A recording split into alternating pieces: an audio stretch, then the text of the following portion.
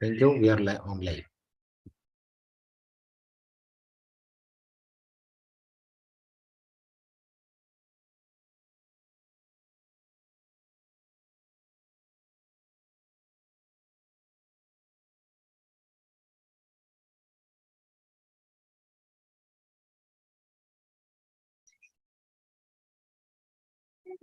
Daya and Sagar University's College of Allied Health Sciences in Harohaldi, Bangalore.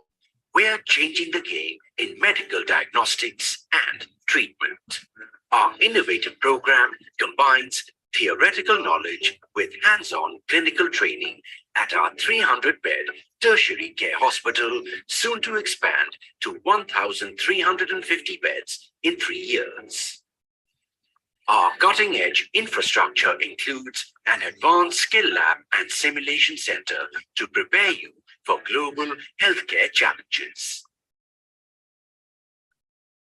Plus, with regular workshops and conferences, you'll stay up to date on industry trends. Our strong curriculum is aided by technological advancements, and you'll have opportunities for innovative research at our Central Research and Innovation Wing.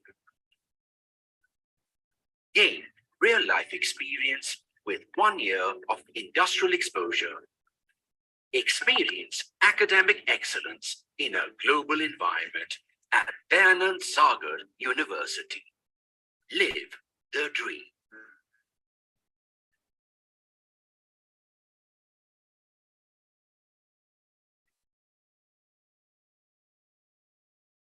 Good afternoon, students. Welcome to 22nd day of Daya free CET and NEET coaching. Dear students, today you are going to have biology class by Professor Priyanka. Topics are very important and interesting too. Topics are going to be microbes in human welfare, human health and diseases, principles of inheritance and variation, molecular basis of inheritance. Madam is going to take the class till 8 o'clock. 5:50 to 6:05, there will be a break. If any question in between, dear students, please do not raise the hand. You can put it in Q&A box. Madam will respond by checking Q&A box. Is that okay, madam? Yes, sir. Absolutely fine. Thank you so much. Over the session to you, madam. Yeah, thank you. So good evening, everyone. Today we are going to start with the chapter microbes in human health. Is that visible? Madam, slides are visible and audible too. Okay, thank you very much. So we will start with human health and diseases. So we all know that how important our health is and what all the causes for these diseases. So this is what we are going to learn in today's session, where we are going to learn about some common infectious diseases, what we come across in our everyday life, and their pathogen, what is involved in, how it is transmitted, and what all the symptoms we can see in this. So that is what we are going to discuss first. So in that, coming to some common infectious diseases. So the first and the well-known disease is typhoid. So this typhoid is caused by a pathogen called as Salmonella typhi. So it's a group of bacteria. So it's a bacterial diseases.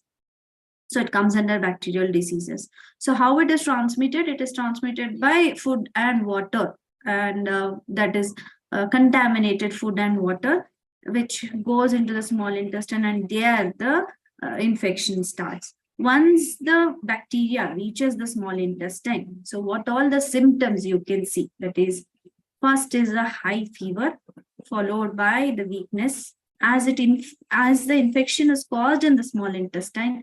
So you won't be able to absorb things. So it leads to weakness, stomach pain, constipation, headache, and loss of appetite.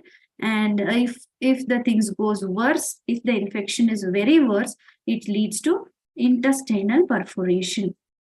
that is the small holes or the creation of holes in the intestinal layer.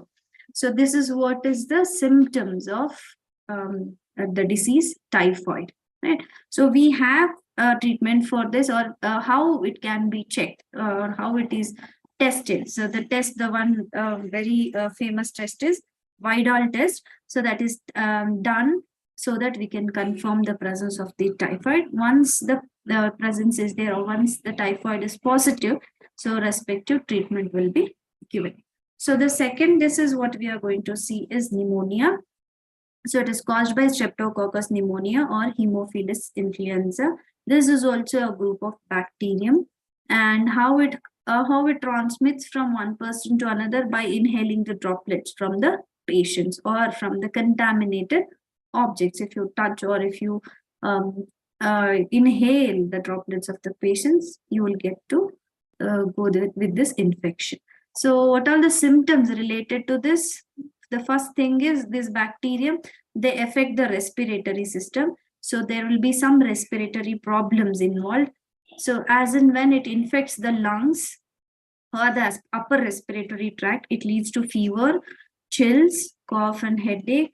And in severe cases, the lips and fingernails turn gray to bluish in color. So these are all the symptoms of pneumonia. And followed by common cold. So this is a very common thing, what we see, common cold. It is caused by a group of bacteria called as virus, where it is usually the common cold virus are called as rhinovirus. So how it causes, how it is transmitted, by inhaling the droplets from the cough or sneeze and contaminated objects. So what you will get, usually the symptom, nasal congestion and discharge, sore throat, cough, hoarseness, and headache and tiredness. All these are the common symptoms for the common cold. So the next one is malaria. It's caused by Plasmodium species.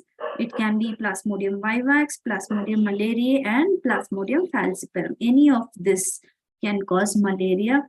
So these are all a group of protozoans where they will be present in the salivary gland of this female Anopheles mosquito. So female Anopheles mosquito carries the protozoan in their salivary gland, and once they bite us, so they release the protozoan. Once they release the protozoan, so what all symptoms you will get? You will get chills and high fever. So it will be recurring every 3 to 4 days, and it will be continuous. So chill will be severe and fever will also be severe. So this is what is regarding malaria. And coming to the next one, that is amoebiasis. It is caused by Entamoeba histolytica. Amoebiasis is also called as amoebic dysentery. Okay. So this Entamoeba histolytica also belongs to group Protozoa. How it is transmitted? The house flies, whatever the house flies are there, if they sit on the feces and then on the food or water, so they carry the parasite, this protozoa, and it will be deposited on food and water. And if we consume this food and water, we get this thing called as amoebic dysentery. What will be the symptoms? The constipation, abdominal pain and cramps, stools with mucus and blood clots. Either there will be constipation or there will be stool with mucus and blood clots. So that those are all said to be the symptoms of amoebiasis or amoebic dysentery. Then coming to ascariasis. Ascariasis is caused by Ascaris. It's a group of helminthes. And how it is transmitted? Through soil, water, vegetables and fruits. When we eat the vegetables and fruits unwashed or without washing them, or when the kids play in the soil and all, these ascaris will be infected or they'll get transmitted. So what are the symptoms? You will have internal bleeding, muscular pain, fever, anemia, blockage of intestinal passage. So all these are the symptoms of ascaris. Coming to filariasis. So filariasis is also called as elephantiasis. The name itself says something related to elephant-like. Correct. So it is caused by Wucheria or filarial worms in general term. It is also a group of helminth. So here it is transmitted through female Culex mosquito. So this mosquito carries this helminth, and when they bite or when they inject this helminth in our body, so there will be chronic inflammation and deformity of limbs and genital organ takes place. You could have seen in the picture of this elephantiasis in your book, the man with a huge or very big leg, the deformed leg you can see, that is called as filariasis. Coming to the next, that is ringworm. It is caused by pathogen Microsporum, trichophytin, and epidermophytin. So all these are the group of fungus which causes ringworm disease. So how it is transmitted? It is transmitted from soil or the used towel or cloths or combs from the other person who is already infected with. So what could be the symptom?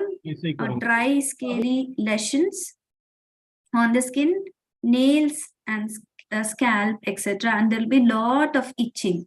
Along with dryness, there will be lot of itching can be seen in the disease called, or the infection called as ringworm. The next is what we see, immunity. So as I said, as I discussed all this common infection and how they are caused and what all the things responsible for and how the symptoms will be. So next, what we are seeing here is immune system, how our body react whenever there is an infection happen or whenever there is a disease in our body, how our body reacts is what we are going to learn in immune system. So we have a system which helps in fighting this foreign material which is entering our body, that we call it as immune system. Okay, so immune system is associated with certain organs called as lymphoid organs.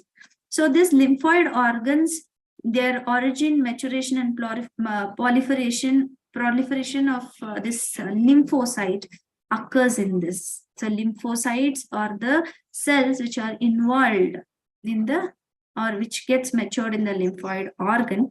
So coming to this lymphoid organ, there are two types, primary lymphoid organ and secondary lymphoid organ. Coming to primary lymphoid organs, here immature lymphocytes differentiates into antigen sensitive lymphocytes. That is, in the primary lymphoid organs, all the immature lymphocytes, that is immune cells, will get differentiated into antigen sensitive. Whatever the foreign material has entered in, upon that they will become sensitive. Those immune cells are called, and those immune cells can be seen from primary lymphoid organ. So example for primary lymphoid organ is bone marrow and thymus. Secondary lymphoid organs, here the organs to which matured lymphocytes migrate, interact and with antigens and proliferate to effector cells. So here is what happening, to which the mature lymphocytes will migrate. This is the organ where mature lymphocyte migrates, interacts with the antigen and proliferate to effector cells. That is what is secondary lymphoid organs are. Examples will be spleen, lymph nodes, tonsils, Peyer's patch, mucosa associated, that is malt, lymphoid tissue, and appendix. So this is regarding lymphoid organ. Coming to this immunity, if you see, there are two types of immunity. One is innate immunity, the other one is acquired immunity. Innate, the name itself says, something we have taken it from or something we are carrying it from long time. That is what is called innate immunity. And it is carried along with our birth, which comes from our birth, is what we call as innate immunity. It is non-specific inborn immunity. It is inborn. It is born along with you. The immunity is what you got along with your birth is called as innate immunity. It is a non-specific one. It includes 4 barriers. There is physical barrier, physiological, cellular, and cytokine barrier. Physical barrier is your skin and mucus. Physiological barrier is your gastric HCl, saliva, tear, and others, few, etc. Cellular barriers, phagocytes like WBC, macrophages, etc. And cytokine barriers, that is virus infected cells, interferons, which protects non-infected cells from the viral infection. So cytokine barrier, how it is? The virus infected cell will induce the interferons. Interferons protect non-infected cells from the viral infection, is what cytokine barriers are. So these are the 4 different barriers in the innate immunity. Coming to acquired immunity, this is the immunity which has been acquired during our growth time. When we interact with the nature, whatever we come across the foreign bodies, upon that whatever the immunity is produced is what is called acquired immunity. These are pathogen specific. That is what I said. As the foreign material enters, specifically immune cells are produced. Those are pathogenic specific immunity. So it is developed during your lifetime. So the first encounter of a pathogen will happen. First, the pathogen will enter in. Then primary response will be created in our body, which will be of low intensity. So initially, when a foreign material enters our body, so our immunity will create a primary response like simple fever and all those things, which will be in low intensity, and hence the symptoms prolongs, or the symptoms will be for longer time. Right, when the second encounter happens, so there will be strong secondary response will be there. So there will be strong secondary response where the antibodies will start fighting with the antigen immediately. This happens immediately. So this is what is secondary, and when the secondary encounter happens. So for this acquired immunity, these responses are carried out by 2 cells. What we see is B lymphocytes and T lymphocytes. B lymphocytes is called B cells, and T lymphocytes we call it as T cells. B lymphocytes, they always produce the antibodies to kill the antigen, to kill the foreign bodies. And B lymphocytes, it helps B cells. It helps the B cells to produce the antibody. It induces the B cells to produce antibodies. That is what is T cell meant for. And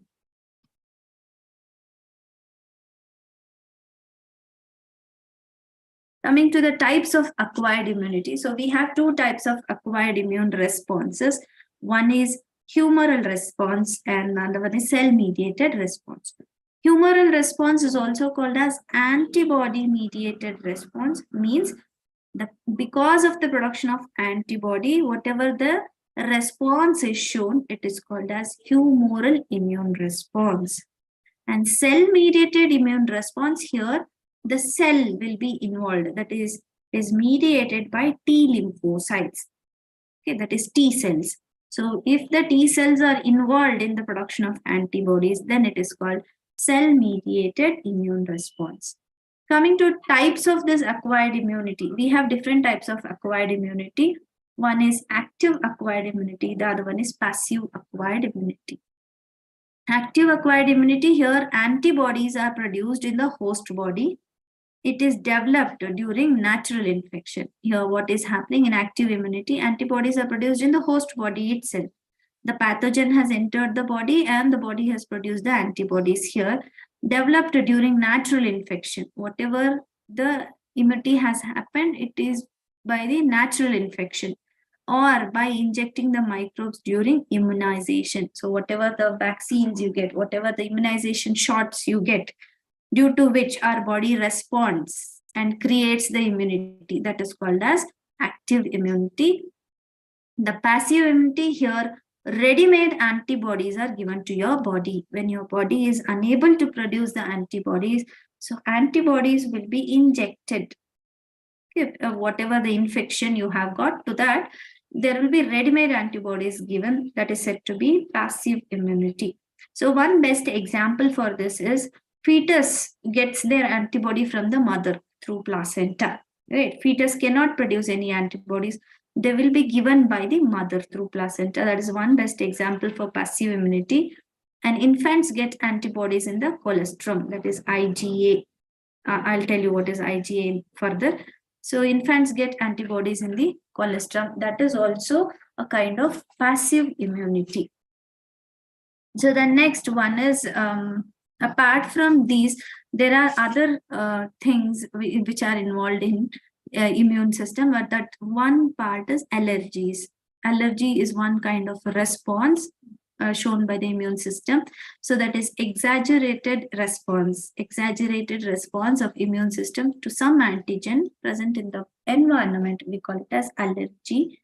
And the thing which causes allergy, we call it as allergens. The substance which causes allergy, we call it as allergens. Example, mites in dust, pollens, animal dander, all these are said to be the, dander is nothing but the dandruff. So all these are nothing but the allergens. Symptoms, as and when the mites enters the human body or the person's body, he will start sneezing, there'll be watery eyes, running nose, difficulty breathing, and the extreme condition is wheezing. So all these are the symptoms. So antibodies produced against these allergens are always IgE type. Okay, so the antibodies which are produced against allergens are called as IgE type. So whatever the antibodies produced in our body, I would like to add up here only. Antibodies which are produced in our body is also called as immunoglobulins.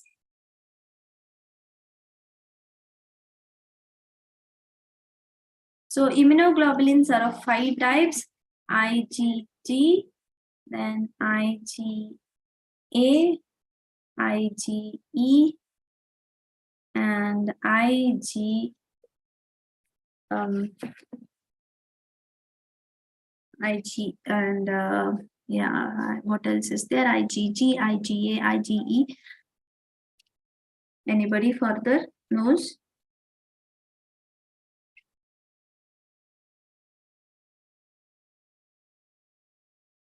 Yeah, so okay, IG, okay, I'll let you know further, it will come in the slides. Coming to this asthma, so in one type is IgG type, which is produced by during the allergens. So asthma is a respiratory disease which is due to this allergy itself. So whatever we see and whatever we call, few people have this asthma. So that is a respiratory disease which is due to allergy. Treatment for this asthma is they give antihistamine drugs or adrenaline or some steroids, which quickly reduces the symptoms. The treatment is only giving these medicines in order to reduce the symptoms. So in modern day life and protected environment, it provided early in life results in low immunity. So whatever the modern day lifestyle we have, and wherever we go, we get protection, we wear mask and all those things. So this results in low immunity and more sensitivity to the allergens. So children in metro cities suffer from allergies and asthmas more. So due to genetic and other unknown reasons, or some other reasons, the body attacks self cells, I mean our own cell. The body will start attacking our own cells, resulting in the damage to the body. So that we call it as autoimmune diseases. So auto means cell. So the body which is causing destruction to the cell, or the disease which is causing destruction to our own immune system, we call it as autoimmune diseases. Example is rheumatoid arthritis. So apart from that, there are certain diseases which we have to discuss in detail. That one is AIDS, that is acquired immunodeficiency syndrome. The full form of AIDS is acquired immunodeficiency syndrome. It is caused by a virus, that is HIV, human immunodeficiency virus. It is also a group of virus which belongs to retrovirus group, where retrovirus group will have RNA as their genetic material or RNA as their genome. So how they get transmitted? By sexual contact with the infected person, transfusion of contaminated blood, sharing of the infected needles, and from mother to the child through placenta, the HIV will be transmitted. How the diagnosis will happen then? Through ELISA, that is enzyme-linked immunosorbent assay, the full form. So through this test, they will diagnose whether the person is infected with HIV or not. Treatment, they'll go for antiretroviral drugs. Again, this is a group of drugs. It is not a single drug, it is a group of drugs where, depending upon the symptoms, depending upon their level of infection, this antiretroviral drugs will be given. Prevention, how to prevent AIDS, then educate people about the AIDS, how it is transmitted, how it can be avoided, and the blood, whatever the blood transfusion is there, that has to be safely done, that has to be safe from HIV, and we should always use disposable needles and syringes, and use of condoms and control drug abuse. All these helps in preventing AIDS. So this life cycle of AIDS, let's see that life cycle of HIV virus. So as and when the virus enters our body, okay, it attacks the immune cells, that is macrophages. Okay, macrophages here acts as the factory, HIV factory here. So what happens in the macrophages? RNA, whatever the RNA is there in the virus, it will be injected into the DNA or into the cell of the macrophage, or into the macrophages, where the RNA will be transcripted to DNA through reverse transcriptase. There is an enzyme called reverse transcriptase that converts that viral RNA into DNA. So viral DNA is produced by reverse transcriptase enzyme, which will be present in the macrophages. So where viral DNA, now it is easy to get incorporated into the normal cell DNA. Once the viral DNA gets incorporated into the host DNA, they will start replicating, transcribing, and translating, where whatever the translation happens, it will be producing the viral protein. So that viral protein gets embedded and they form new viruses which can infect the other cells. So this is what happens. So here what happens, produces the viral DNA incorporates into the host DNA, produces viral particle. HIV enters the T cells here, T helper cells, and the progeny virus attacks the T helper cells and decreases their number. The T helper cells or T cells decreases, thereby weakening the immunity. So this is how the life cycle of HIV is, or this is how the transmission takes place. And finally, we will talk about cancer. So whatever the substance which causes cancer, we call it as carcinogens. So there are different kinds of carcinogens. One is physical agents like radiations, X-rays, gamma rays, UV rays. All these are said to be physical agents. Chemical agents like tobacco smoke, vinyl chloride, nicotine, etc. And biological agents like oncogenic viruses. So there will be certain set of virus called oncogenic virus which causes the cancer, or C-onc, that is cellular oncogenes or proto-oncogenes. So these are all the genetic material which causes the cancer. Then how the cancer is detected? It is detected by biopsies. That is, whatever the tissue is there, that will be taken and it will be checked for the presence of cancer. Imaging technique, that is radiography, CT scan, and MRI, all this helps in finding out the cancer or the tumor. Then use of antibiotics against cancer-specific antigens. So antibiotics will be given against cancer-specific antigens and thereby can be detected. And molecular biology technique, there we detect in terms of genes. Whatever the cancer causing, that is oncogenes are there. If you find out this oncogenes, that technique is called as molecular biology technique. So what could be the treatment for the cancer? It can be radiotherapy, chemotherapy, immunotherapy, and final surgery. So it can be any therapy of this, or sometimes combined therapy of all this leads to treatment for the cancer. So finally, in this chapter, we will talk about the drugs. So the drugs, there are different kinds of drugs. opioids, cannabinoids, and alkaloids or cocaine.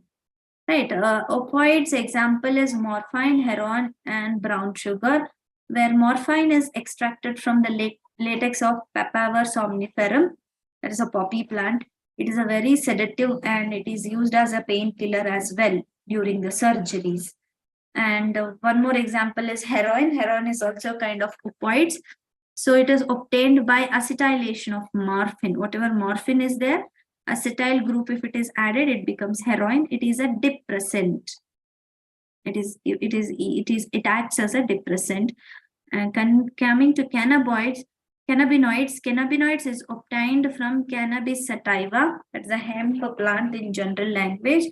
Example is marijuana, hashish, charas, and ganja. So the direct effect of these things are cardiovascular system. That is, they directly attacks the cardiovascular system. So the last group is coca alkaloids or cocaine. It's also called coke or crack. It is obtained from coca plant or Erythroxylum coca. It interferes with the neurotransmitters or the transport of neurotransmitter, that is dopamine. It interferes with the dopamine and stimulates the central nervous system, producing some euphoria, or there will be increased energy, is what we can see when a person takes coke or cocaine, right? So there is one more kind of drug or one more thing what we discuss in this chapter is smoking. Okay, so smoking is nothing but it will be like the tobacco. So tobacco smoking, what we call tobacco, contains a component called nicotine, and this is one of the kind of carcinogen we say, which causes cancer of lungs, urinary bladder and throat, bronchitis, emphysema, coronary artery disease, gastric ulcer. All these are caused by smoking. And tobacco chewing, some people, they start chewing tobacco along with this betel leaves, so that causes oral cancer. So what happens exactly here? The smoke will be having carbon monoxide content, more carbon monoxide content, which enters the blood and reduces the oxyhemoglobin content. Once the oxyhemoglobin content is there, the deficiency of oxygen is created in the body, which creates uneasiness and the death of lot of cells inside the body. And then the next concept what we learn in this chapter is the adolescence and drug or alcohol abuse. So what causes drug or alcohol use in the adolescent age? When a person reaches the adolescent age, so they will start trying all this drugs and alcohol and all that. Why? Because of one reason, that is curiosity, or to experiment how it is and all those things, and need for adventure and excitement, and to escape whatever the problems they are facing, and to come out of the stress, the pressure which is on them due to academics and examination, by getting affected due to watching them in the television, movies, newspaper, internet, etc. An unstable or unsupportive family structure or peer pressure, all these are the causes of the drugs or alcohol in adolescent stages. So there is two kind of thing in this. One is addiction and the other one is dependency. So psychological attachment with this drugs and alcohol, what we call it as addiction. And once the addiction starts, it causes dependency. That is, body manifests unpleasant withdrawal syndrome if drugs and alcohol is abruptly discontinued. Means if a person stops taking, or if the person is so addicted to drug and alcohol that if it is suddenly stopped or discontinued, it leads to anxiety, shakiness, nausea, sweating, and all this. That is what we call it as dependency. So what all the effects we can see if there is a drug or alcohol abuse? Reckless behavior, vandalism and violence. Sometimes it leads to coma and death. So there will be damage to the nervous system and liver cirrhosis. that is inflammation of the liver happens. The mental and social distress to the family and friends. Social problems like stealing, spreading the diseases and all will cause, and misuse of drugs by the athletes is what is the effect we can see. Warning signs if the person is drug or alcohol addicted, drop in academic performance and absence from the school, lack of interest in personal hygiene, withdrawal and isolation from the society, depression, fatigue, aggressiveness, rebellious behavior, all these are the warning signs. Change in their sleeping pattern, eating habit, loss of interest in their hobbies, deteriorating relationship, either it can be with family or with friends. All these are the warning signs that the person is addicted to alcohol or drugs. So what could be the side effects of the anabolic steroid abuse, that is or drug abuse? So what is the side effect of this? In males, you can see the acne, mood swings and depression, increased aggressiveness, reduced testicle and decreased sperms, kidney and liver dysfunction, premature baldness, enlargement of the breast and prostate gland. So all these are the side effects in the male.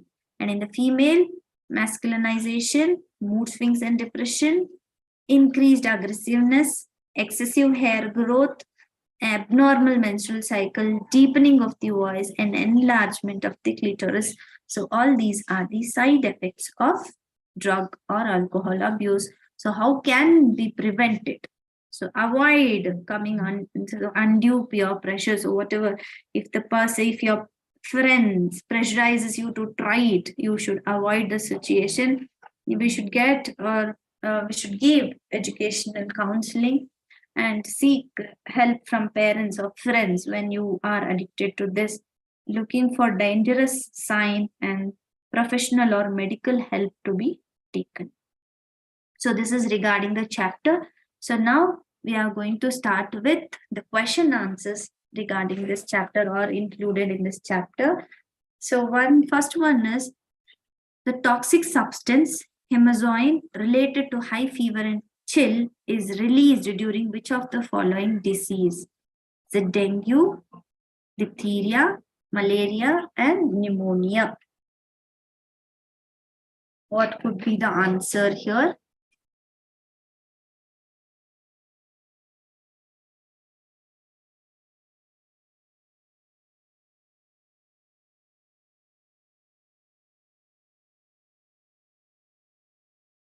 So somebody has answered it as B. Yes, most of you have answered it as B. Yes, hemazoin are released during malaria. That's the right answer. Coming to the next question, malignant malaria is caused by which of the following species of plasmodium? Malignant malaria is caused by which of the species of plasmodium? So what could be the answer? D.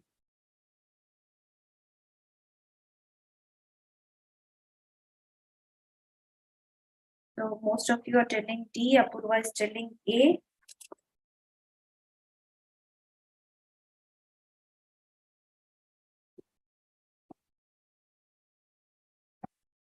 So the right answer will be, okay. Yes, sir. So the right answer is Plasmodium vivax A. Malignant malaria is caused by Plasmodium vivax. Right? So coming to the next, the pathogens of genera Microsporum, Trichophyton, and Epidermophyton are responsible for botulism, conjunctivitis, ringworms, skin allergy.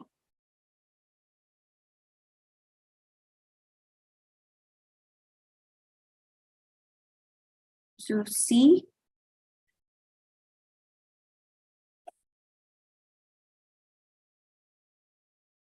So pathogens of genera Microsporum, Trichophyton, and Epidermophyton. All these causes what?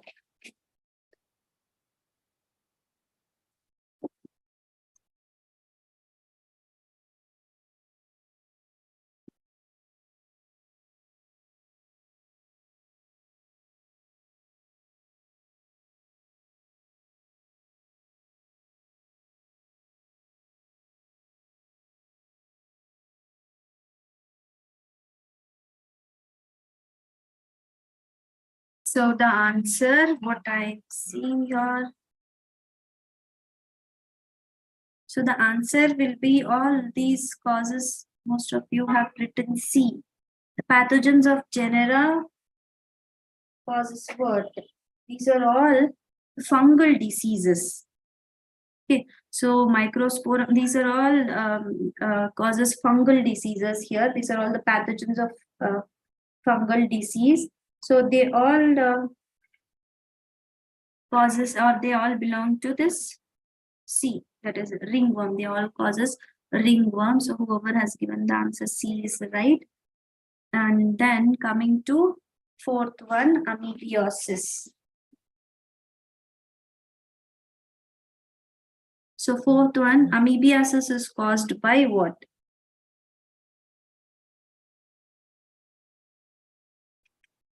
Amoebiasis is caused by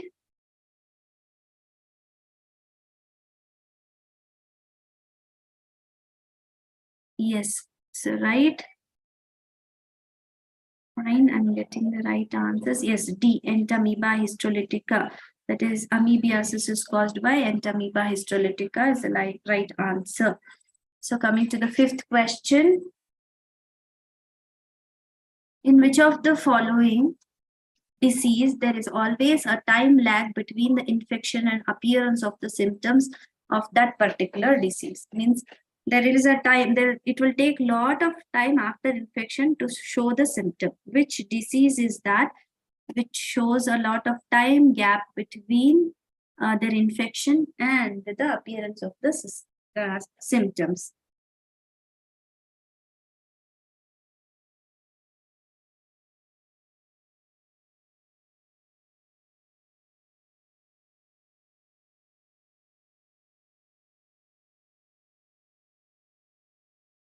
So there is a confusion between AIDS and cancer here, but I would say the right answer is AIDS because it is infected by HIV virus. So once the infection happens, it takes a lot of time to show the symptoms here. But in cancer, it is caused by carcinogen. So there is nothing called infection here. Until and unless it is because of the oncogenes, you can see, or because of the carcinogens. But here there is no infection as such. But here in the AIDS, we can see HIV will infect, and then after few days, you can see the symptoms. So right answer is AIDS. Sixth one, which of the following is the most accurate definition of infection? Accurate definition of infection, that is the presence of microorganism in a particular location, the disruption of normal host function by microorganisms, the survival and reproduction of microorganism in a host, the appearance of symptom in a host caused by microorganism. So what is the right answer for the definition of infection? So how you can define infection here?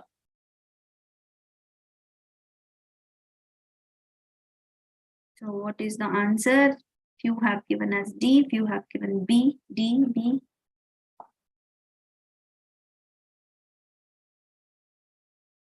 So, okay, let's read out your answers.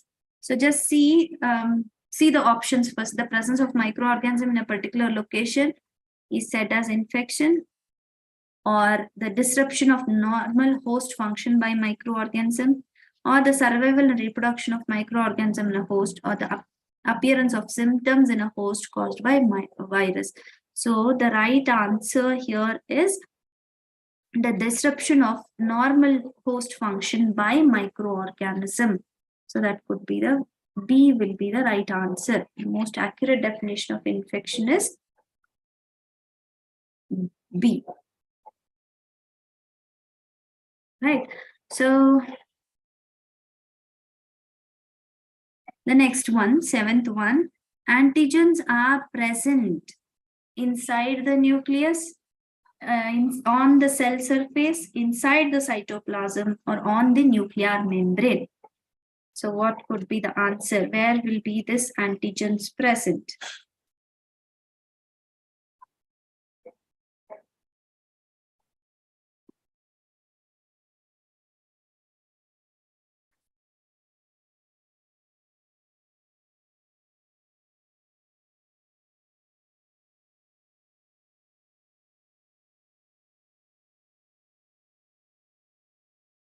So where could be the antigens present? Antigens are present. So what all answers you have given here? Option D, option A, option B, all options you are showing. So the right answer is antigens are present on the cell surface. That will be the right answer. Antigens will always be present on the cell surface upon which our body produces antibodies. The exaggerated response of immune system to certain antigens is called. The exaggerated response of the immune system to certain antigens is called as dash. What? Primary response, secondary response, immune suppression response, or allergy.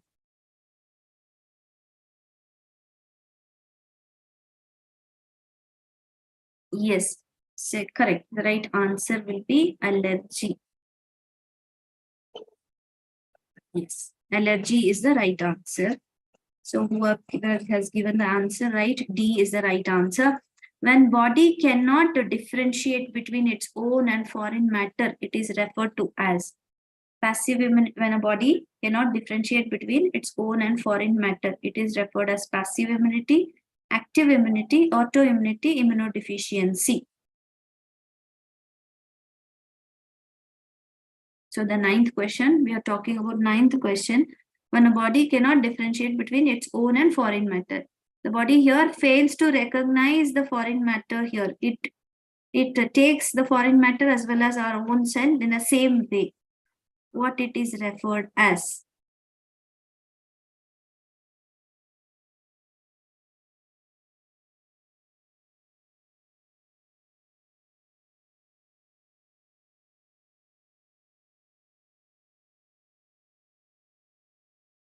Yes, it is referred as autoimmunity.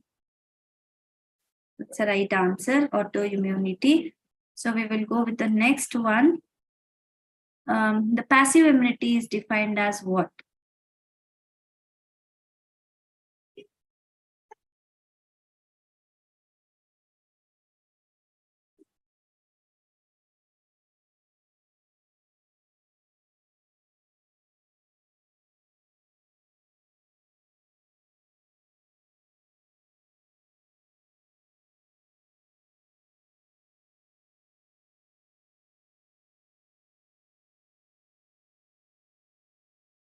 So 10th answer. What's the 10th answer? Somebody has given it as C.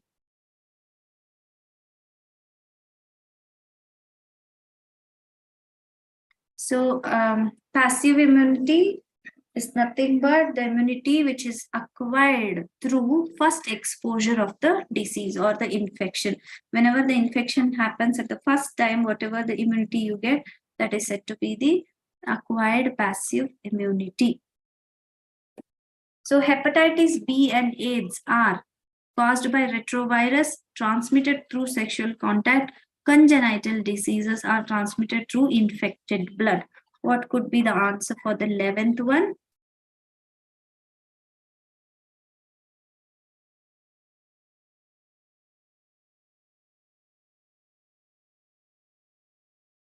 So hepatitis B and AIDS are caused by retrovirus, transmitted through sexual contact, congenital diseases, or transmitted through infected blood. What could be the answer here? The both. You have to think about hepatitis B and AIDS.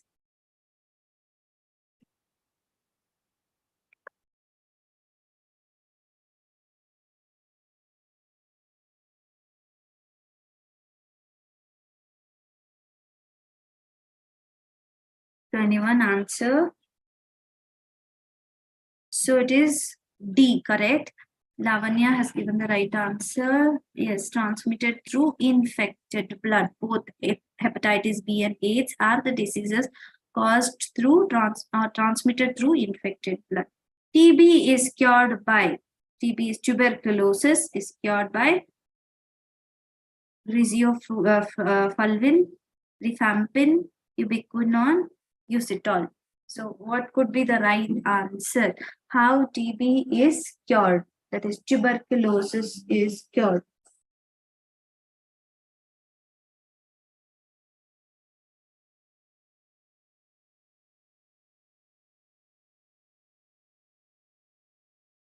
So I have told what is TB. TB is nothing but tuberculosis.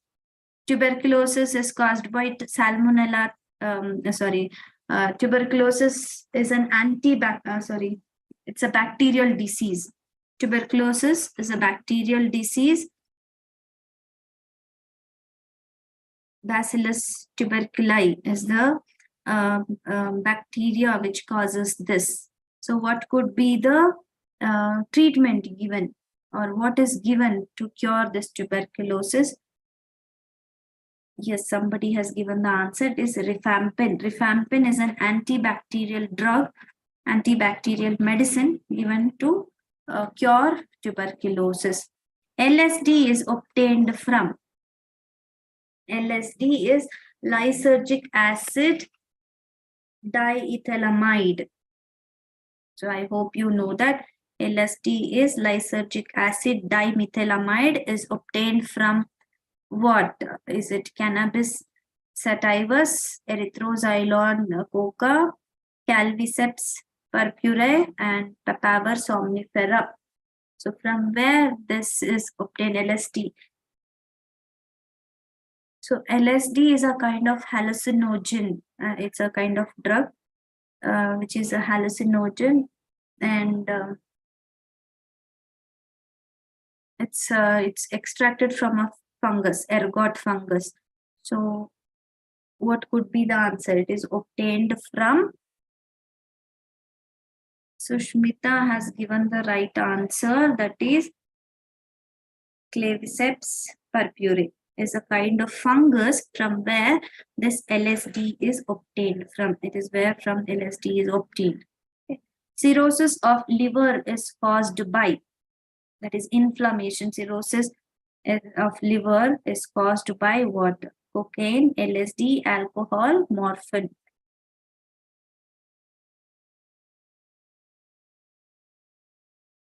Cirrhosis as a liver disease which is characterized by abnormal functioning. The structure as well as the function of the liver becomes abnormal.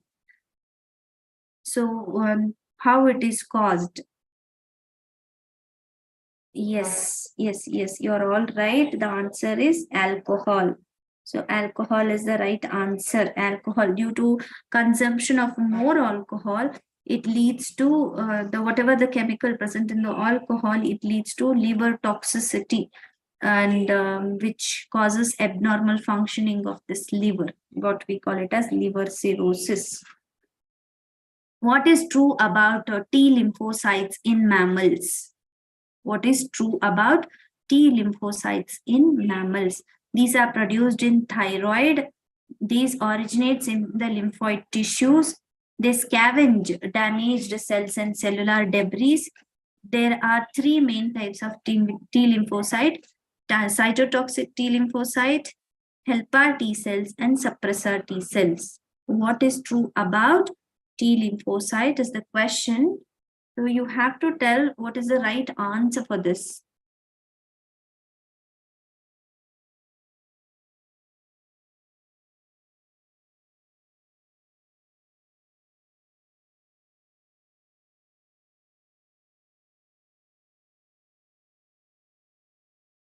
To answer for 15th one.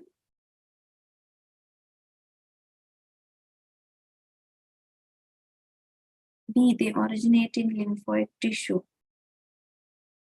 They or see, T lymphocytes are those which originates in the primary lymphoid organ, that is thymus. Okay, thymus gland helps in production of the T lymphocytes, and it is very actively to participate very actively in cell-mediated immune responses, right? And with the help of production of three different cells, that is T lymphocytes, cytotoxic T cells, and helper T cells, suppressive T cells. All these are the three types of T lymphocytes which helps in the production of antibodies and which helps in the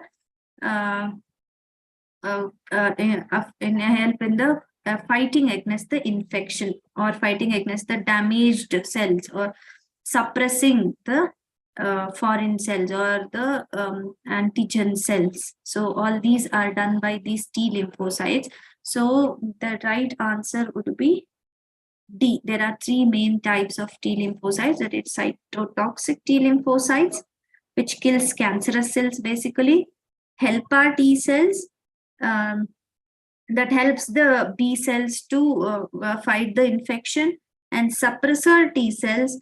So they usually this suppresses the activity of B cells, like infected B cells, and thereby fighting against the infection. Right. This is what is regarding the T cells. Select the correct statement with respect to diseases and immunization.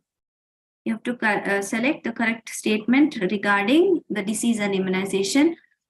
Certain protozoans have been used to produce hepatitis B vaccine. So certain protozoans have been used to produce hepatitis B vaccine. Injections of snake antivenom against snake bite is an example of active immunization. If due to some reason B and T lymphocytes are damaged, the body will not produce antibodies against a pathogen. Or fourth one, injection of dead inactivated pathogen causes passive immunity. So what is the right answer? What is the correct statement regarding disease and immune system?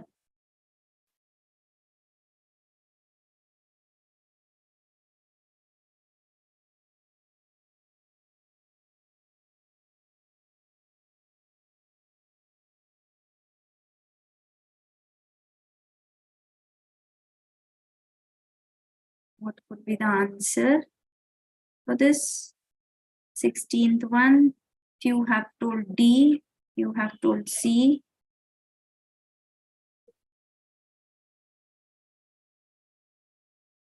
See, you have to find the correct statement regarding this. So that is regarding the disease and immunization here.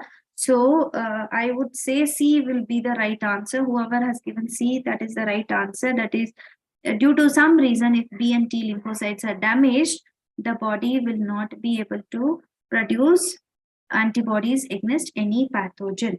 So here what is happening is whatever hepatitis B vaccine is there, it is due to yeast. Yeast has been used to produce this, not the protozoan. Yeast have been used to produce hepatitis B vaccine and with a recombinant DNA technology with that. So that is where this is hepatitis B vaccine is produced with the help of yeast. And injection of the snake antivenom. So that is an example of passive immunity. That is not due to active immunization. That is of passive immunization.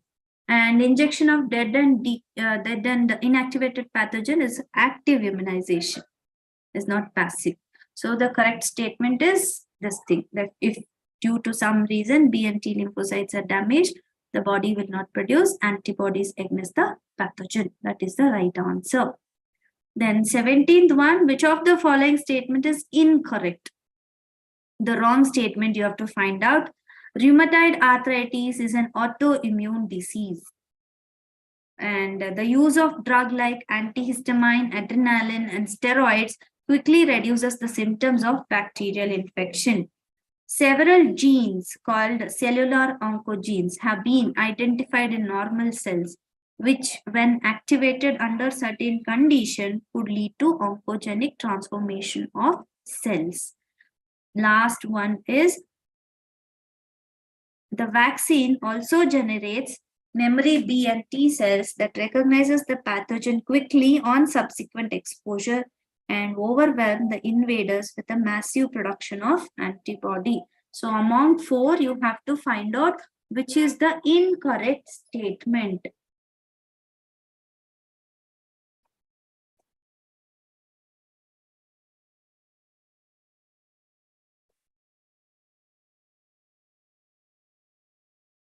So can I expect the answers?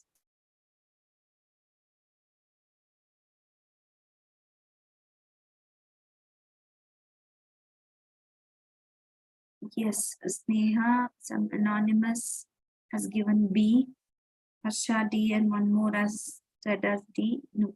So the right answer in this is B. That is, the incorrect statement in this 4 set is B, because the use of drugs like antihistamine, adrenaline, steroids are used to reduce the allergy which is caused due to allergens, which is a hypersensitivity. Because of hypersensitivity, to reduce that allergy or that infection, we use antihistamine, adrenaline, and steroid, and not for bacterial infection. So that will be the incorrect statement in this 4.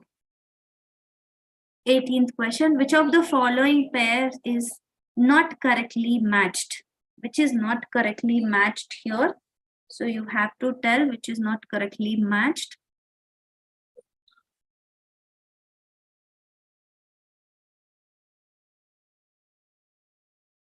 So we are talking about 18th one.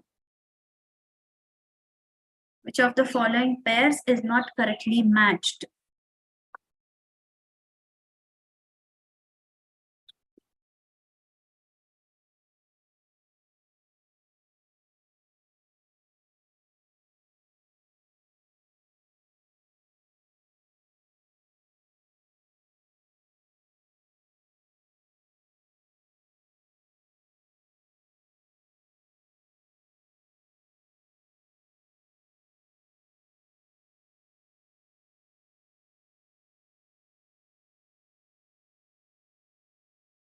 B with question mark. So they are still doubting the answer, whether it is a B or C. Then C is the right answer. Somebody has given B question mark again. See here, malaria is caused by Plasmodium species. That's the right match. Plague is caused by Yersinia pestis. Yes, that's the right thing. Tuberculosis is caused by Trichuris tricura. It is not the right thing. Tuberculosis is caused by Mycobacterium tuberculi.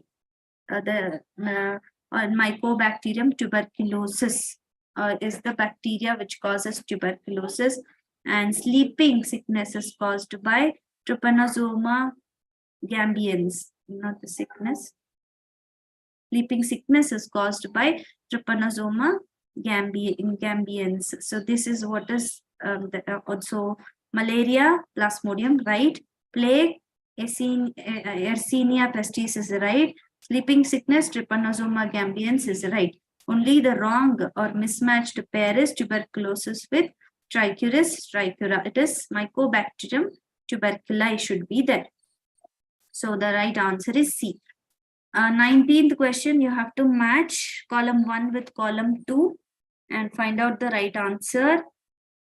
Given A, column 1A, active natural immunity.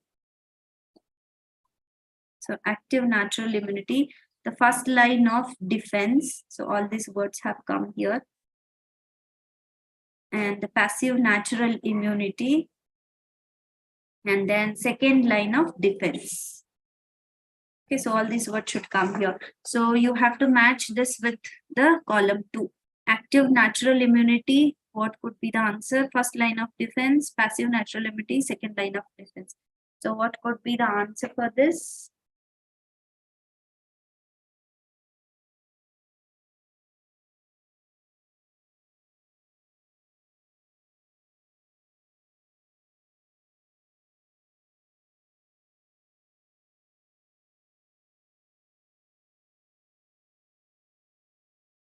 Read the question carefully, column A, column B, and then do it. Somebody has asked, ma'am, you will not do first year syllabus. Yes, this will be the last session of your second year syllabus. After this, everything will be your first year syllabus. We will do it.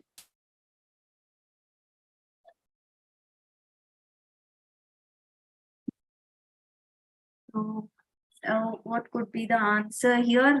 C, Aditya has told C, Harsha is, Sandhya, please.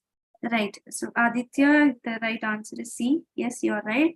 That is, active natural immunity is by direct contact with the pathogen, or when the disease happens, when the pathogen directly enters in, then immunity, what you get is called as active natural immunity. The first line of defense is all your what is it, surface barriers, or physical and chemical barriers, what you see, that is skin, mucous membranes, tears, cilia, stomach acid, urine, all these are said to be the surface barriers, and first line of defense is surface barriers. Then C is 5, so this has to come down. The antibodies, passive natural immunity, antibodies transferred through the placenta. The passive, that is from the fetus to the from the mother to the fetus, whatever the antibody is transferred, it is called as passive natural immunity. So that will be fifth one. And D, second line of defense, is injection of gamma globulins.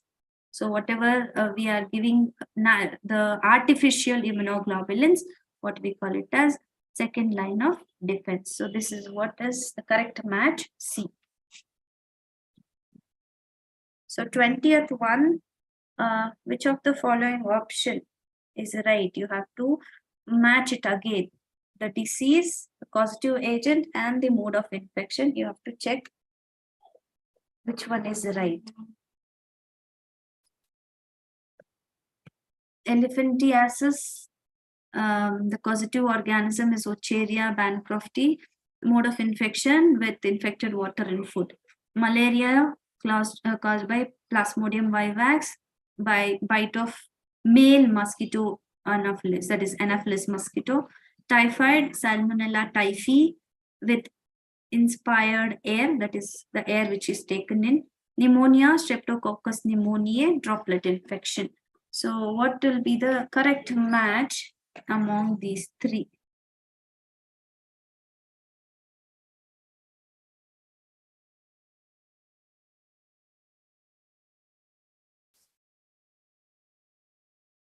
So I would like to mention you answer along with the question number so that it will be clear for me. Yes, Sneha has told D, Harsha told D, Aditya has told D.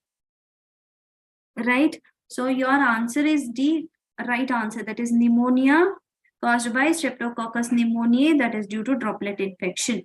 Elephantiasis, the causative agent is right, but the mode of infection is by bite of the mosquito. Malaria, Plasmodium vivax is right, but the bite of not male mosquito, female Anopheles mosquito. Typhoid, Salmonella typhi is right, but it is caused by the infection through contaminated water and food, not by the inspiration of air. So the right answer is D, fourth one. So fifth one, you have to refer the given figure.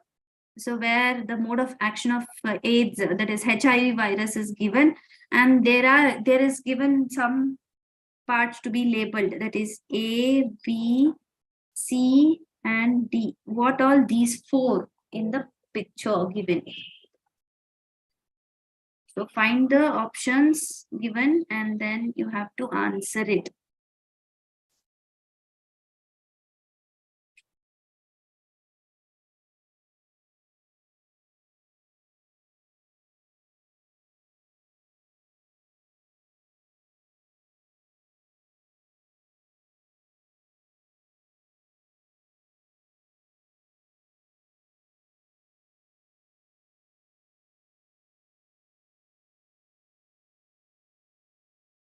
Yes, so answer given, yes, B, D, A, C, everything is given here, but the right answer will be C. I would like to say why it is C. So here A, the viral RNA has been introduced into the cell here. B, this is a viral as virus in the that is HIV virus. The genome will be RNA. RNA will be introduced into the cell where this is the viral RNA has been introduced into the cell, and B will be viral DNA. The mRNA will be converted into DNA with a reverse transcriptase enzyme. Correct. And the DNA will get incorporated into the host, that is what is C. And after incorporation, the replication, transcription, and translation happens. with the production of new viral DNA. So that is what is D. So the right answer is C. So the next question. So in the given diagram below, there are certain, again, you have to label the parts here. You have to identify the parts A, B, C, and here D, E, and F parts in the given diagram. So what is A, B, C, D, E, F here? So we are talking about 22nd question.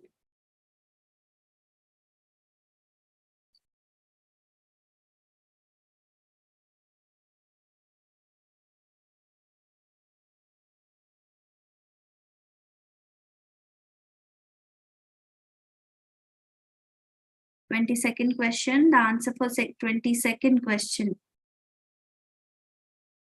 So what all the parts you can see in the picture given?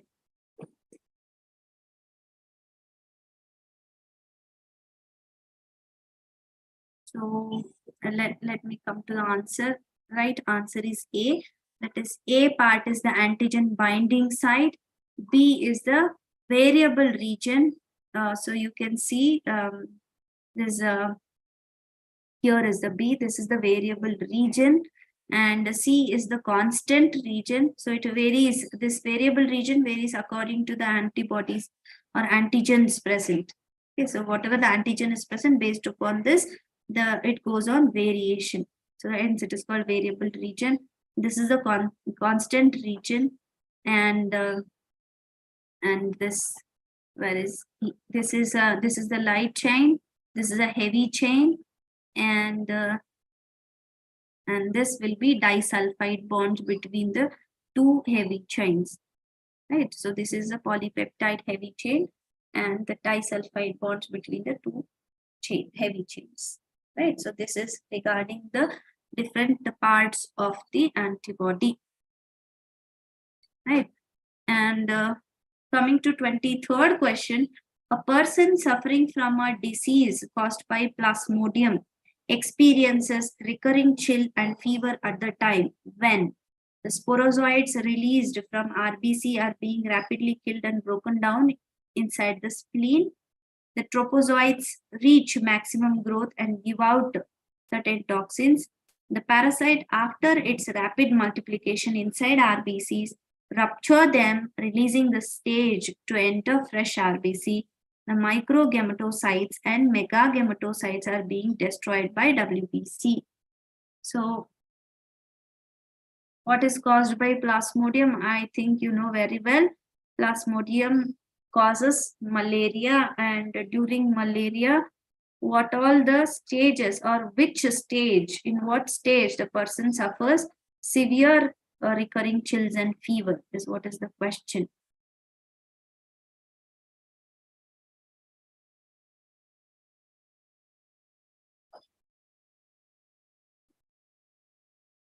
So read out the question carefully and answer. The question is regarding the disease malaria, which is caused by Plasmodium. The question says, in what stage the person experiences the recurring chill and fever.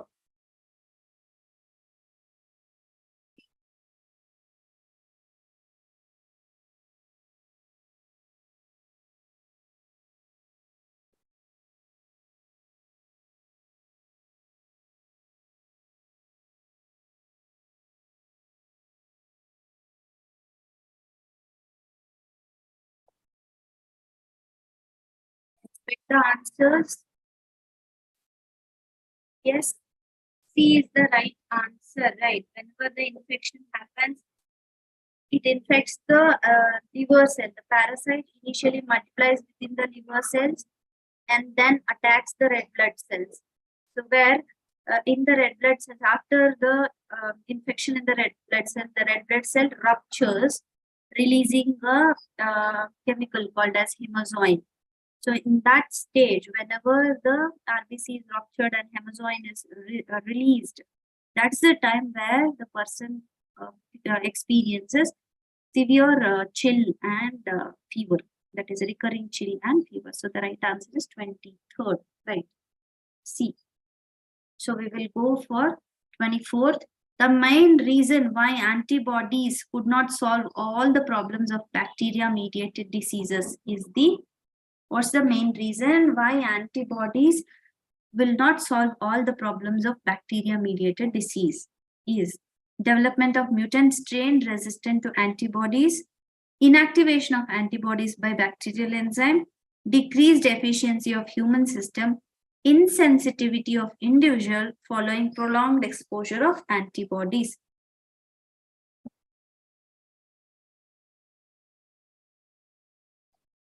So what could be the reason why antibodies doesn't work for all kind of bacterial infection? Sneha says development of mutant strain resistant to antibodies. Anything else? Answer. Yes, the right thing. Yes. So as the mutant strain has been increased, the mutant strain resists the antibodies, whichever is there. So hence, the antibodies, whatever injected or given, could not resist or could not solve all the bacterial infection. So A is the right answer. The last question, damage to thymus in child may lead to.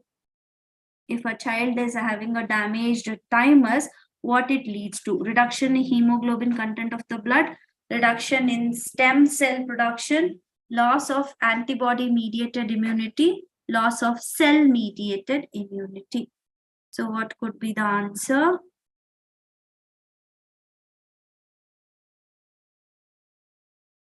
Sushmita told D, Neha has told C. Anything, anybody? Anyone else wants to give the answer?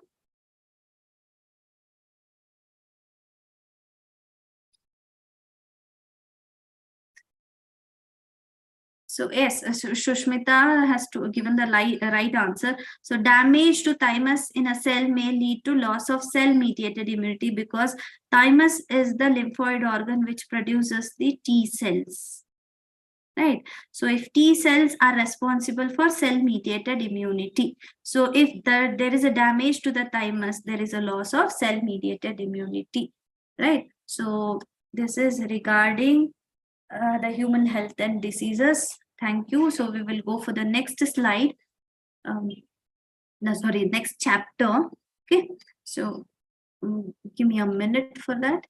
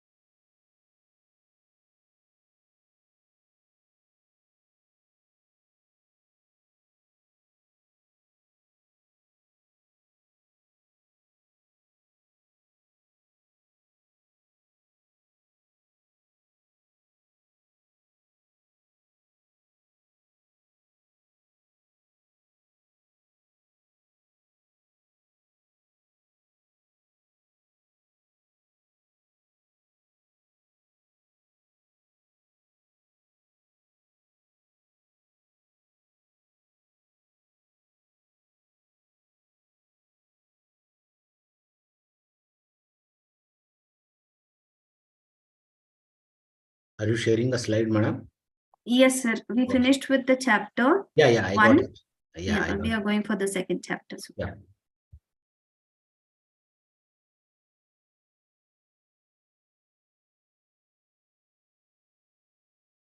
I hope it is visible now. Yes, madam. Visible. Yes. Thank you. So we will start with the next chapter, that is microbes in human health. So we saw just now that there are many microorganisms which causes destruction to the human health, which causes the diseases in the human health. So apart from that, we will see certain microbes which are involved in human health as well. Okay, so or which is useful in the human welfare. Okay, so microbes in human welfare. Sorry, the chapter is microbes in human welfare. So we saw that there is a lot of destruction caused by this microorganisms, but on the other hand, there is a lot of benefit which we can get from these microbes. So this is what we will learn in this chapter. That is microbes in human welfare chapter. So I have listed various microbes and their uses. Okay, and the group, there are different kinds of microbes and their groups. All that we are going to study in this chapter. That is microbes in human welfare. So coming to this microbes, for 1 minute.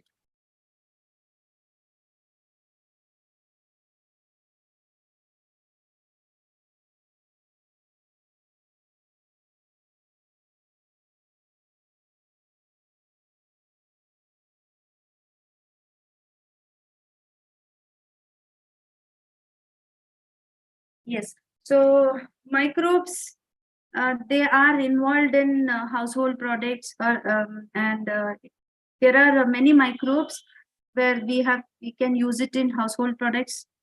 There are many microbes used in industrial level and in the treatment of sewage, the production of biogas, and certain and the biocontrolling agents used as a biocontrolling agents, and certain things are used as a biofertilizers. Okay, so each and everything we are going to learn in detail. Yes, so I have not listed here, I have just mixed it all together. So let's discuss about microbes in household products. So if you see household products, in the sense, the first thing which comes into the mind, the product which we have as a microbial product is the curd. So the curd, which is produced from the milk, right? From the milk, we get the curd.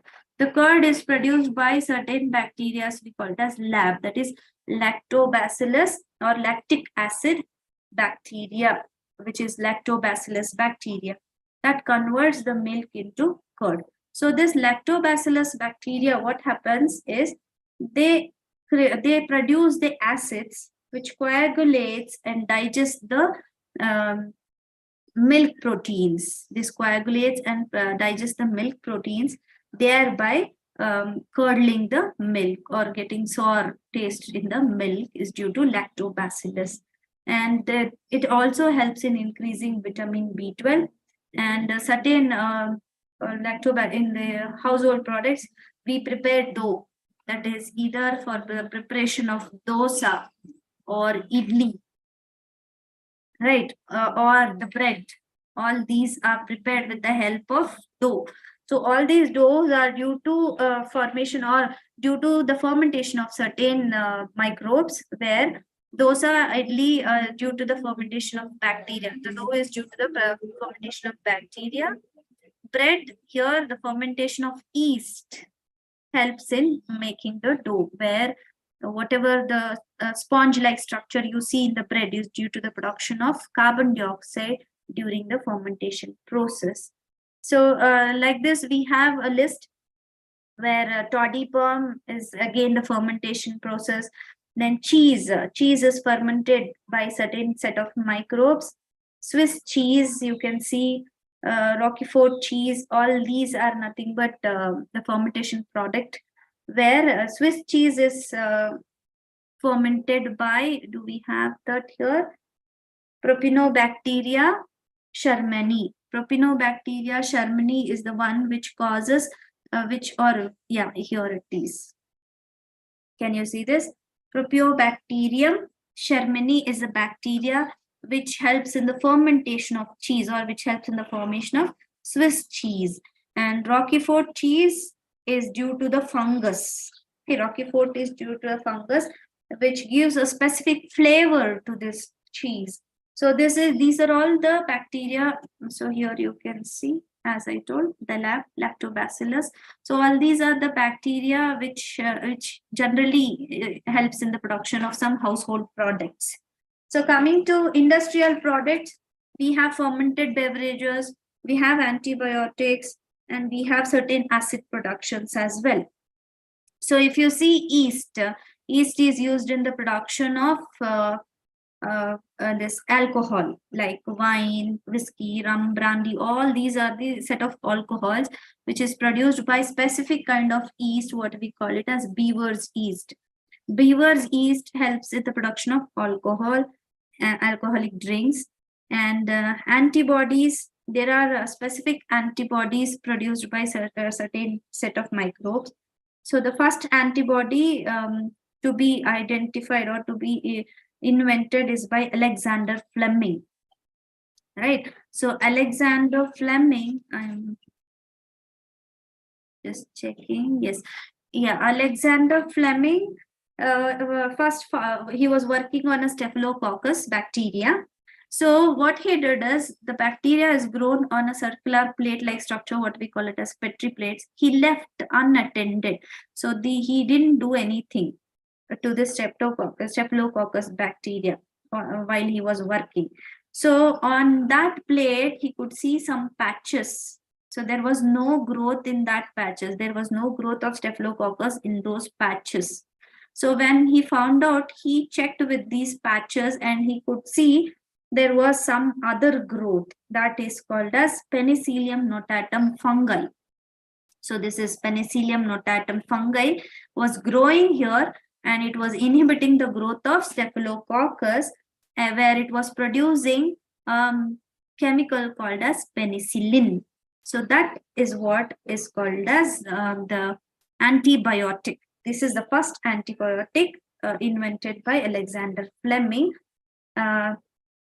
And then it was first used in World War II to treat the American soldiers. So this was the first antibiotic used in. And similarly, there are many antibiotics for whooping cough, diphtheria, leprosy, and all those things have their own antibiotics as well. So then later, coming to the production of acids. So we have the production of acetic acid, then citric acid, and butyric acid. So like this, we have many acids which are produced, where acetic acid is produced by Acetobacter aceti. Citric acid is produced by Aspergillus niger. Butyric acid is produced by Clostridium botulicum.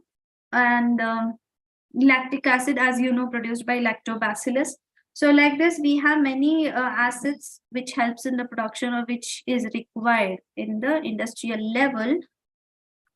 And coming to this streptokinase, is there anywhere here?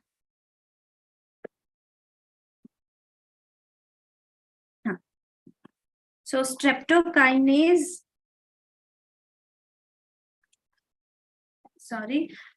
yes, streptokinase is the chemical produced by the Streptococcus bacteria, and it acts as a clot buster. Means Streptococcus, whenever the clots which is formed in the heart, in the cardiovascular system, in the veins of the heart, so it creates heart attack. So to prevent that, there is a thing called a clot buster that clears the clot over there. That is what is streptokinase.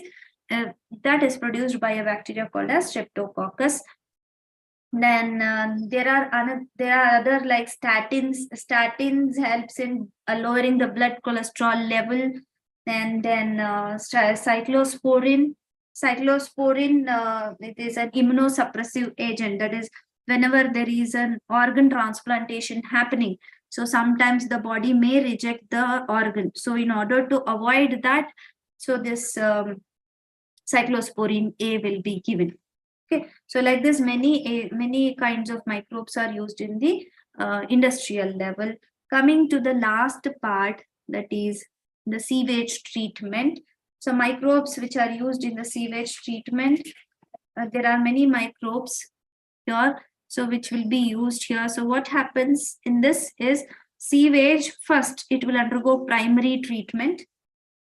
Okay, so sewage, it undergoes primary treatment in the sense, so first method is bar and floating debris will be removed. So bars, under the bars, the floating debris will be removed.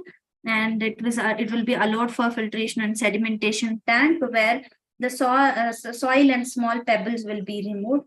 And then it will be allowed for primary settling tank where solid waste fecals will be removed. That is what is called primary sludge.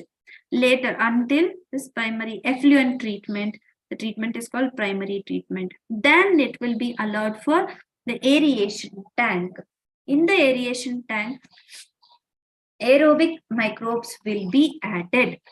So aerobic microbes will be added. So once the aerobic microbes is increased, it consumes on the organic matter, and this organic matter in the presence of air, it forms a mass of microorganism, and this waste, what we call it as flux. And this flux will be allowed for settling tank, and it will be allowed to settle in the settling tank. In the settling tank, whatever the water is there, then it will be allowed for the water bodies, or from the settling tank, the flux will be removed as an activated sludge. Means in the activated sludge, you will have still the aerobic bacteria, which will be used in the aeration tank again. And further, and then digester, in that it will be a production. Okay, so this is what is the steps of sewage treatment, and this is how microbes are involved in the sewage treatment. So STP is nothing but sewage treatment plant. Then BOD is biochemical oxygen demand. That is, the demand for oxygen increases as the number of anaerobic bacteria increases over here. Right, so this is regarding the sewage treatment. And then in the biogas, in the production of biogas, there are certain bacteria which grows anaerobically here. So here we have told about biogas. So anaerobic bacteria will be involved in the production of biogas. That is methanobacterium, which will be present in rumen of cattle. That is, in the stomach of the cattle, certain methanobacterium bacteria will be present. So that will be anaerobic bacteria, which helps in the production, or which acts on the cellulose material and helps in the production of methane, carbon dioxide, and hydrogen gas. So the mixture of all these is what is we call it as biogas, right? And so this is regarding the sewage treatment. So this is the biogas plant. So what happens here is the dung will be mixed with water, and it will be allowed to settle in the bottom of the digester. And in the digester, the anaerobic bacteria, that are methanobacteria, which is present in the dung, that will act on the material present in this and converts into methane, carbon dioxide, water, etc., which will be collected in the gas holder and it will be released. So this biogas can be utilized as a the normal gas, which is for the household thing what we use in. So there also we can use this biogas as. So this technology or this biogas production in India was first developed in IARI, that is Indian Agriculture Research Institute, as well as KVIC, Khadi and Village Industries Commission. So these are the two people who developed this biogas plant. So later, biogas as fertilizers, as we told, there are a lot of bacteria which is involved in the production of this biofertilizers as well. So if you see the cyanobacteria which is present in the paddy fields, so those like Anabina, Nostoc, and Oscillataria, all these are helps in the production of biofertilizer. And the rhizobium bacteria, as we all know, then azotobacter, then mycorrhiza. Mycorrhiza are the organisms which are present, or fungi which is present in the higher plants, right? The roots of the higher plants, they help in the production, or it helps in the absorption of phosphorus and all, and helps in the normal growth of the plant body. So like this, we have many microbes around which are very useful to us as well. So this is regarding the chapter. Next, we will go with the question answers. Right. So The first question, which role is played by lactic acid bacteria in our stomach? In our stomach, what is the role of lactic acid bacteria? Beneficial, neutral, harmful, all of this.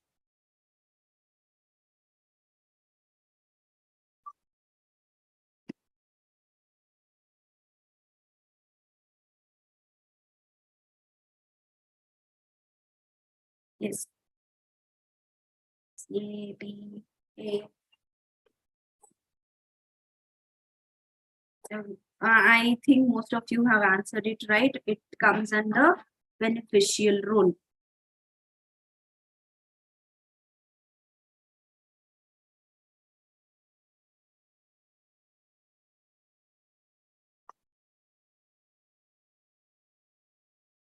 So it is beneficial. Yes, the lactic acid bacteria helps in our stomach for the beneficial role. It helps in the absorption of vitamin B12, just now I told you. So the bacterium that commonly lives in animal and human intestine is Bacillus anthracis, Vibrio cholerae, Escherichia coli, Corynebacterium, which is the bacteria which is usually present in human and animal intestine. So we are talking about the second question, students. I hope you know which animal or which bacteria is present in animal and human intestine.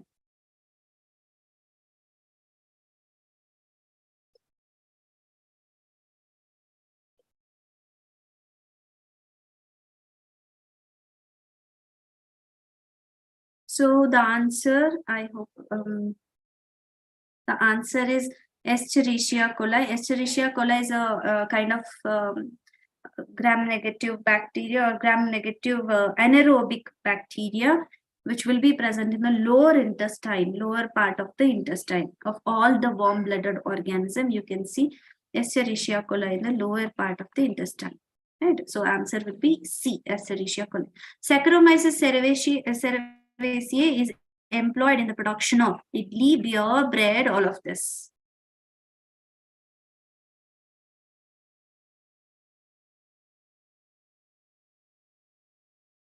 So we are talking about the third question here. Escherichia coli, Saccharomyces cerevisiae is employed in the production of what?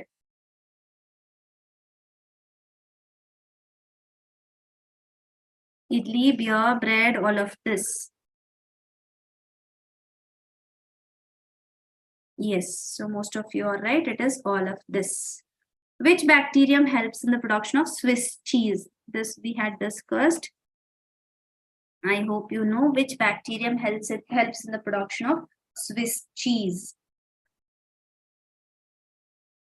So Swiss cheese means that cheese will be having a large number of holes in them. Whatever the cheese you see in Tom and Jerry, that is the Swiss cheese that will be having large holes in them. So those holes are created by the production of carbon dioxide. By which bacteria? Yes, so you're right. It is Propionibacteria. The Propionibacterium shermani is the bacteria which causes the production of large number of carbon dioxide that creates large holes in the cheese. That is called Swiss cheese. Coming to question number 5, streptokinase used as a clot buster is obtained from. Streptokinase is a chemical used as a clot buster is obtained from which bacteria?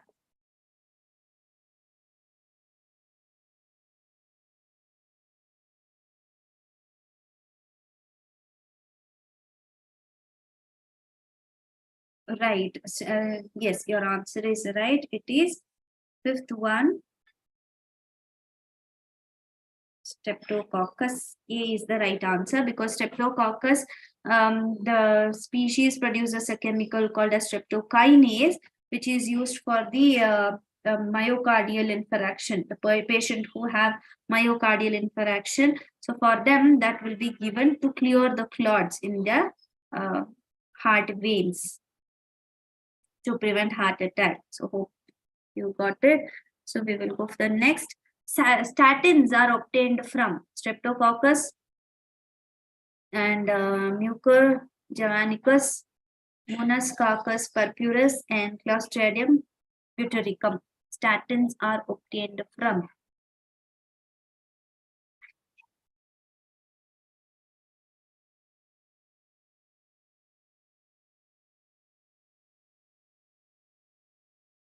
So that is sixth question.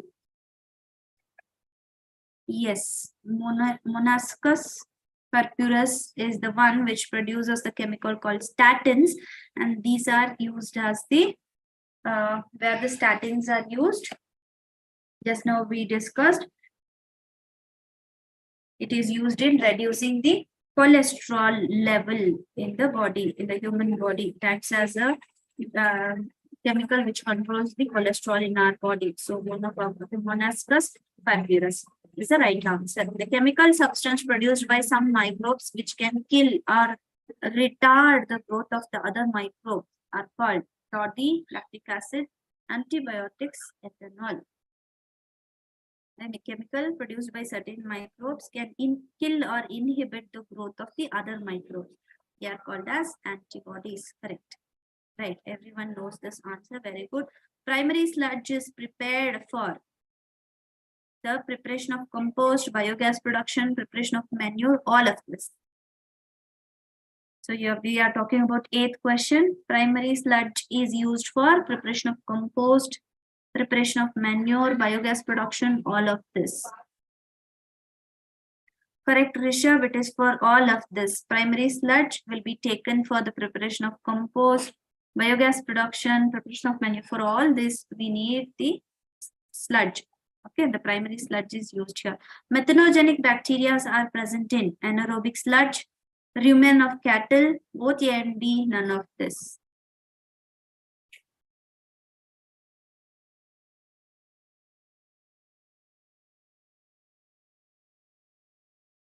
Yes, correct. It is C. It is present in the anaerobic sludge as well as in the rumen of the cattle.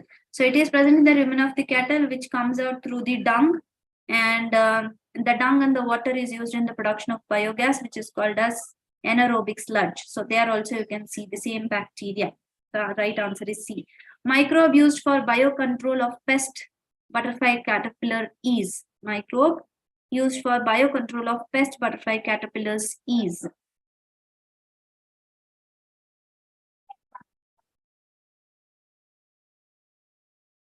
So the butterfly caterpillar can be seen on this cotton plant, and the microbes which are used to control this are Bacillus thuringiensis, where we got a biotechnology plant, BT cotton. So the answer is C, correct.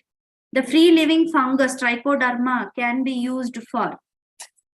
The free living fungus trichoderma can be used for killing insects, biological control of plant disease, controlling butterfly caterpillars, producing antibiotics.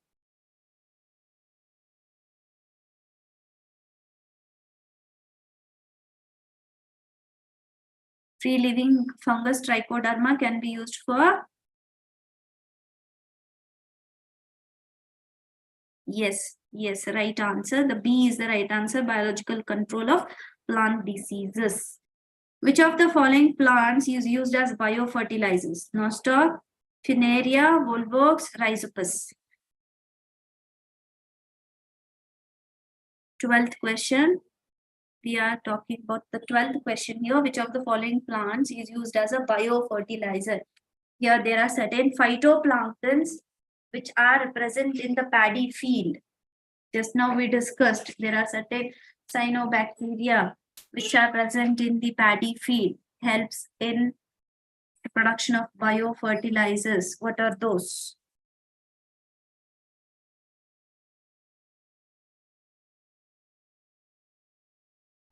Yes, Lavanya and Sneha is right. It is Nostoc. Nostoc is the cyanobacteria, group of cyanobacteria which is used as a biofertilizers in the paddy field. So, and then coming to 13th one, symbiotic association is exhibited by mycorrhiza, rhizobium, heterocyst, yeast. Among this, which shows the symbiotic association? Mycorrhiza, rhizobium, heterocyst, and yeast. Which among this shows the symbiotic association?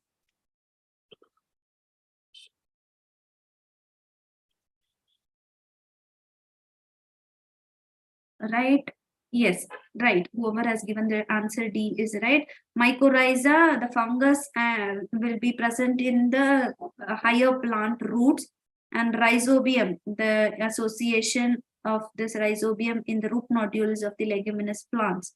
So these two shows the symbiotic association. Heterocyst and yeast, no, yeast is a present in the it is used in the fermentation process and all those things, so that doesn't show any symbiotic association. 14th one, which of the following is not true about antibiotics? First antibiotic was discovered by Alexander Fleming. The term antibiotic was coined by S. Waxman in 1942. Some persons can be allergic to particular antibiotic. Each antibiotic is effective only against one particular germ. So what could be the statement which is not true about antibiotics? This is not true about antibiotics. Which is that?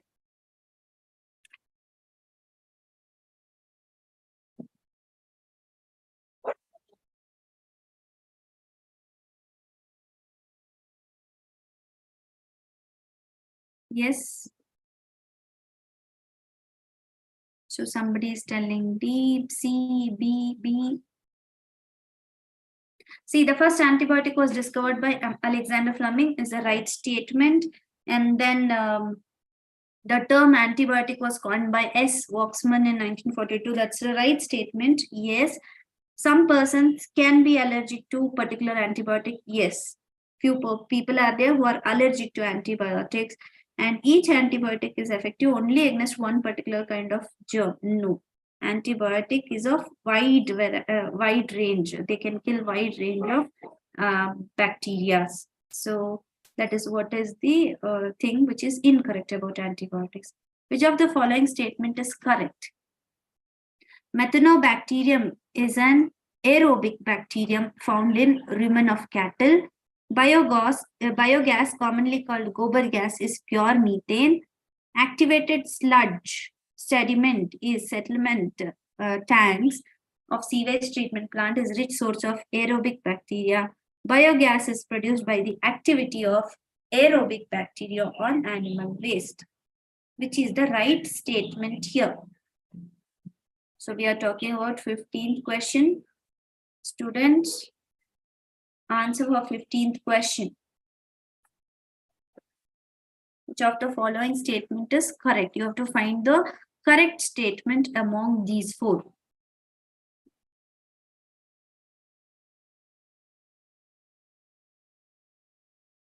So Rishabh says it is B. Sandhya says also B. Biogas is a pure methane. Which is the correct statement here?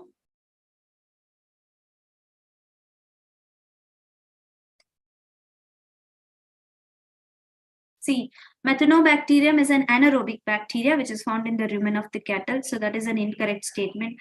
Biogas is a mixture of methane plus carbon dioxide plus hydrogen. I have written and told it is not pure methane. So it is an incorrect statement.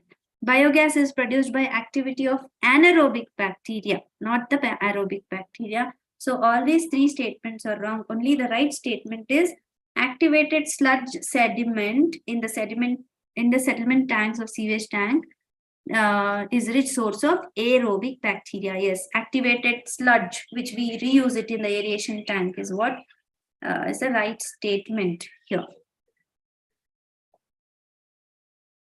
So 16th question, if you see, assertion and reasoning. Madam, break time. Break time. After break, you can start. Okay, so sir, I'll start with the next chapters. Okay, so surely. This I'll just share it with them for their workout. You can share me in the group. I'll share to the students. Yes. Okay. Fine. Dear Yeah. students, break is going to be till 6:05. Yeah. We You will can see get it. refreshed for 15 minutes.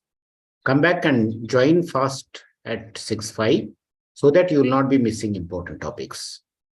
Thank you, students. Go for break for 15 minutes.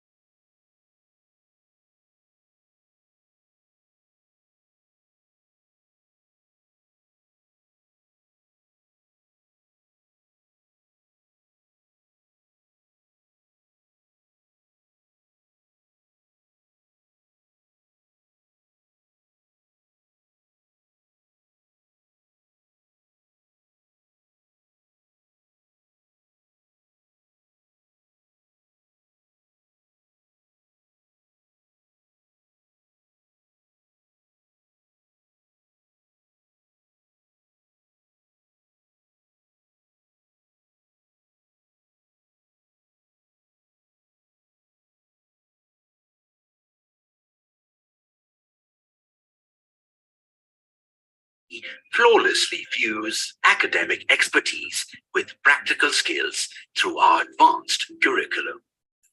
Renowned for our focus on innovation and advancement, our experienced faculty members are at the forefront of the nursing field, constantly incorporating the latest advancements in technology and research into the curriculum.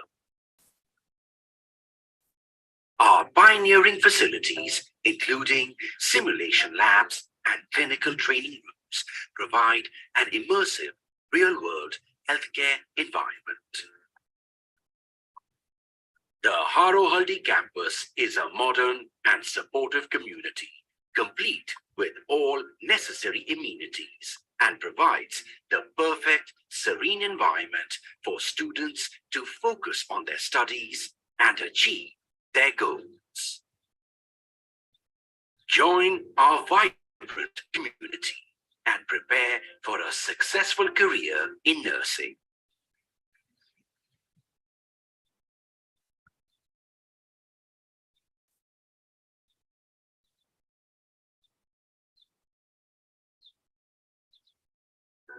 At Daya Sagar University's College of Allied Health Sciences in Harohaldi, Bangalore, we are changing the game in medical diagnostics and treatment.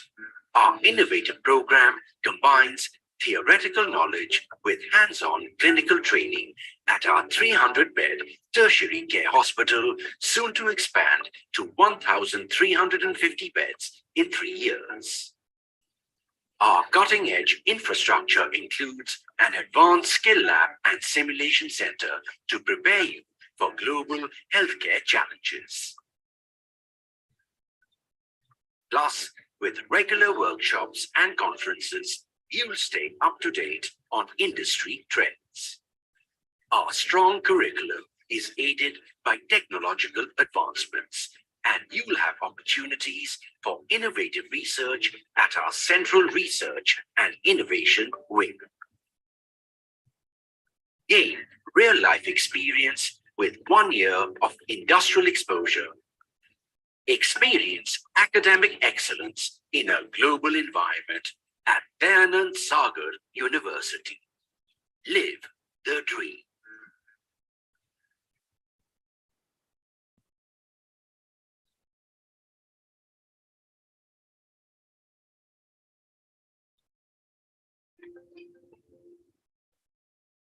Nestled within the beautiful and peaceful setting of Daya Sagar University's Harohaldi campus is the prestigious College of Nursing, where you embark on a transformative journey as we flawlessly fuse academic expertise with practical skills through our advanced curriculum. Renowned for our focus on innovation and advancement, our experienced faculty members are at the forefront of the nursing field, constantly incorporating the latest advancements in technology and research into the curriculum. Our pioneering facilities, including simulation labs and clinical training rooms, provide an immersive, real-world healthcare environment. The Harohaldi campus is a modern and supportive community, complete with all necessary amenities, and provides the perfect, serene environment for students to focus on their studies and achieve their goals. Join our vibrant community and prepare for a successful career in nursing.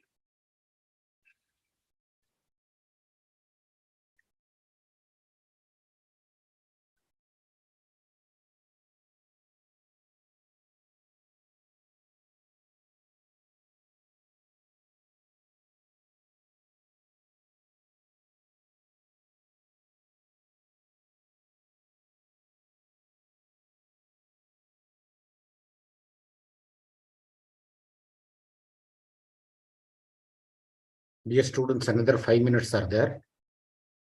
Before that, who are the number of students present? I would like to inform some important things. Dear students, Daya Sagar University has announced new Daya Sagar admission test date, which is going to be on 24th of May. Application started. You are lucky enough. Daya Sagar University has started application for Daya Sagar admission test, which is going to be the home-based test. Comfort of your home, you can sit your home, you can write the test with the CET pattern. Syllabus is CET syllabus. Physics, chemistry, and maths, 30 marks each, 30, 30, 30, plus 10 marks aptitude. Total 100 marks, 2 hours, no negative marking. You need to sit in front of laptop. Once you complete your application form, the application link I'll share in the chat box. Fill in the application. Dear students, please take it seriously. You can fill in the application. Keep yourself equipped with the DSAT also,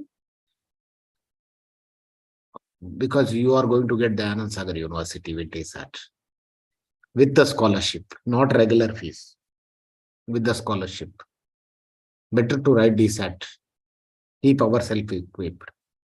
Simply, it is once you apply DSAT, while applying, it will ask for some documents. You need to upload the documents, your photograph, Aadhaar card, your second year marks card might not have come, first year marks card you need to upload. That you need to submit. Once you submit, you will receive mail near to the exam, which date you wanted, which time you wanted to write. Slots will be there. Maybe we'll be having 2 slots. That time it will ask for which slot you want. You can reply according to that. Your slot will be booked. You will be having your test in front of laptop with webcam. While writing DSAT test, you should not move around. You should not shake much, or you should not see here and there, or otherwise test will get submitted automatically. This is proctored test. If you make lot of movements, like looking here and there, then proctored test will get discontinued because we think you are copying. That is the reason these are the things. While attending the test, you need to keep your ID card along with you. Anything which contain your photograph and name, you just need to show to the cam, your test will start. These are the few instructions for the admission test. I also shared the information in Learnodaya Group 1 and Group 2. Also share the link for the Anand Sagar admission test in chat box. Fill in the application, keep yourself equipped. Call back your friends, dear students. Time is another 2 minutes are there. Meanwhile, I wanted to say one more thing. NEET exam is nearing. Prepare well for NEET. Go with the confidence. Write the test. If you lose the confidence or fear, you may forget whatever you have studied.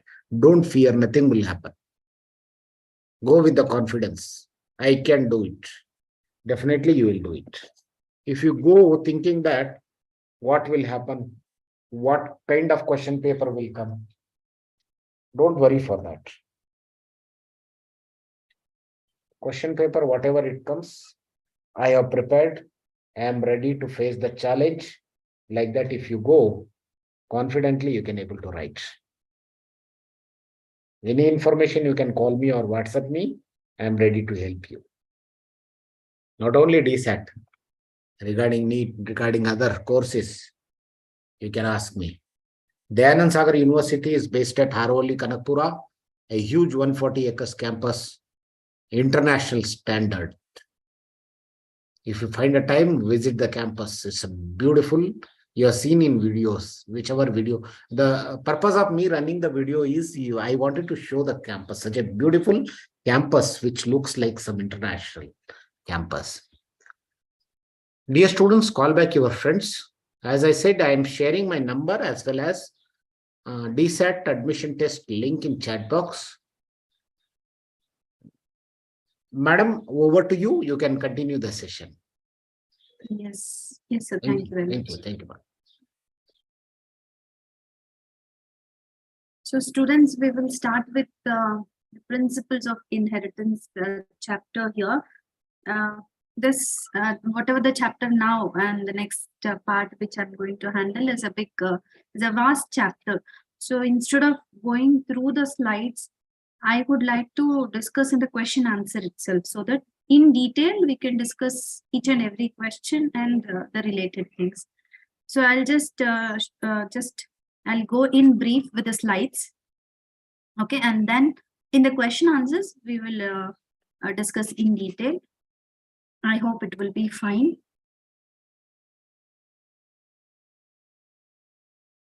Yes, so we will start with the first thing, that is principle of inheritance and variation. So we all know that whatever we have inherited from our parents is due to the presence of one major part that is called chromosome, right?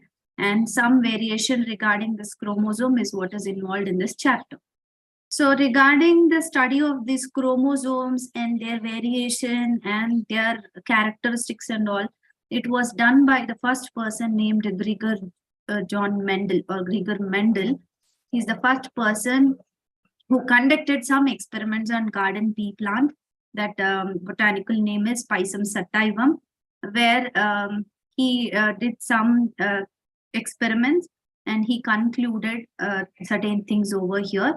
Hence, he is called as the father of genetics. Gregor John Mendel, or Gregor Mendel, is called as the father of genetics. So what he did, why he selected pea plant, because there are certain characters which was shown by this pea plant, that is stem height, flower color, flower position, pod shape, pod color, seed shape, and seed color. So where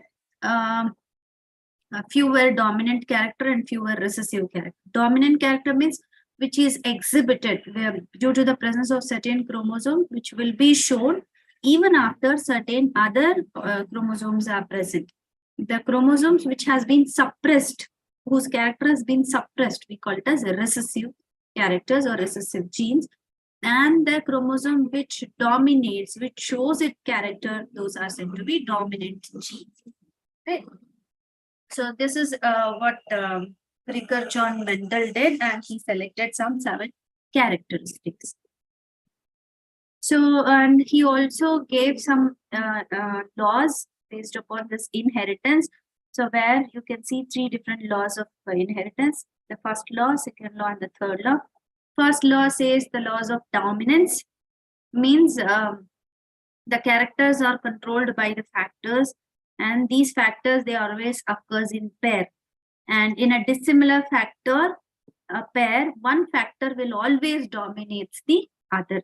So say for example, there are factors like AA, BB, and all is present. Okay. So these are all the similar factors which are present in pair. And if some dissimilar factor is present, only the dominant character would exhibit its character and the other one will be suppressed. That is what the law of dominance says. Second law means law of segregation. Here, during the gamete formation, so whatever the factors are there, the alleles are there, right? So where they segregate each other and gamete receives only one of those 2 factors. So there will, during the gamete formation, so whatever the characters are there in pair, they will separate and each gamete receives any one of the factors. They say they'll get segregated. And the third law is law of independent assortment, when 2 pairs of triads are combined here and when are like in a hybrid, and segregation of one pair of the character is independent of the other pair. I mean, if you remove one pair of character also, the other pair will show its character, is what law of independent assortment says. Then during this, he also explains other certain other things like incomplete dominance, codominance, and all. Incomplete dominance means here the offspring, whatever is there, it inherits. So it is an inheritance in which heterozygous offspring shows intermediate character. So say that the best example they have taken here is red flowered plant and white flowered plant. So in offspring, you can see red colored plant, red flower plant, then white flower plant. Along with that, there is an intermediate color formation here, that is red combined with white, that is pink and pink. So where here Red also is showing its dominance, and white is also showing its dominance, but not completely. So both dominance is incomplete, hence we get a hybrid color, that is the pink color here.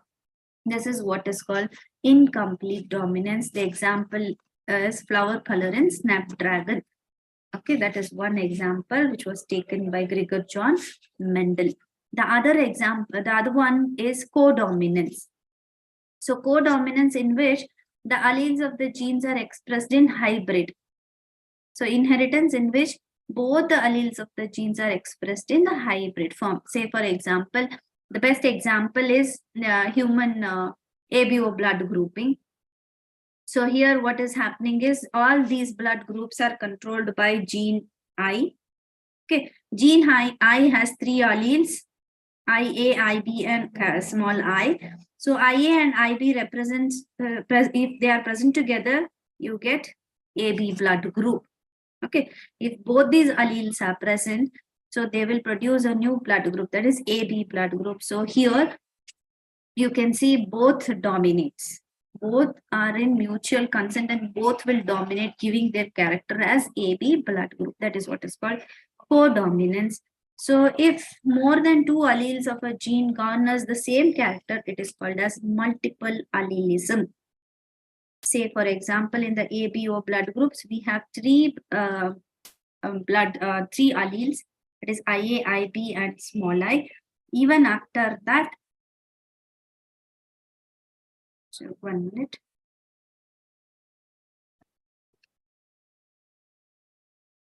Yes. So even so, there are three alleles which shows the character at the same time. That is what is called as multiple allelism. Right. So a few more concepts which we see in this is pleiotropy. Pleiotropy is a single gene which exhibits multiple phenotypic expression. Phenotypic means the external characteristics. So whatever the external characteristics are there, physical characteristics are there, that is shown, or that expression is shown by a single gene. A single gene exhibits many physical characters. Those are said to be the pleiotropy. That is starch synthesis in pea and phenylketonuria. Starch synthesis in pea plant as well as phenylketonuria. So in these both, you can see a single gene will exhibit many phenotypic expressions here. Then starch synthesis in pea plant, what we have taken here is, it will have that BB gene, which is effective starch synthesis. It produces large starch grains.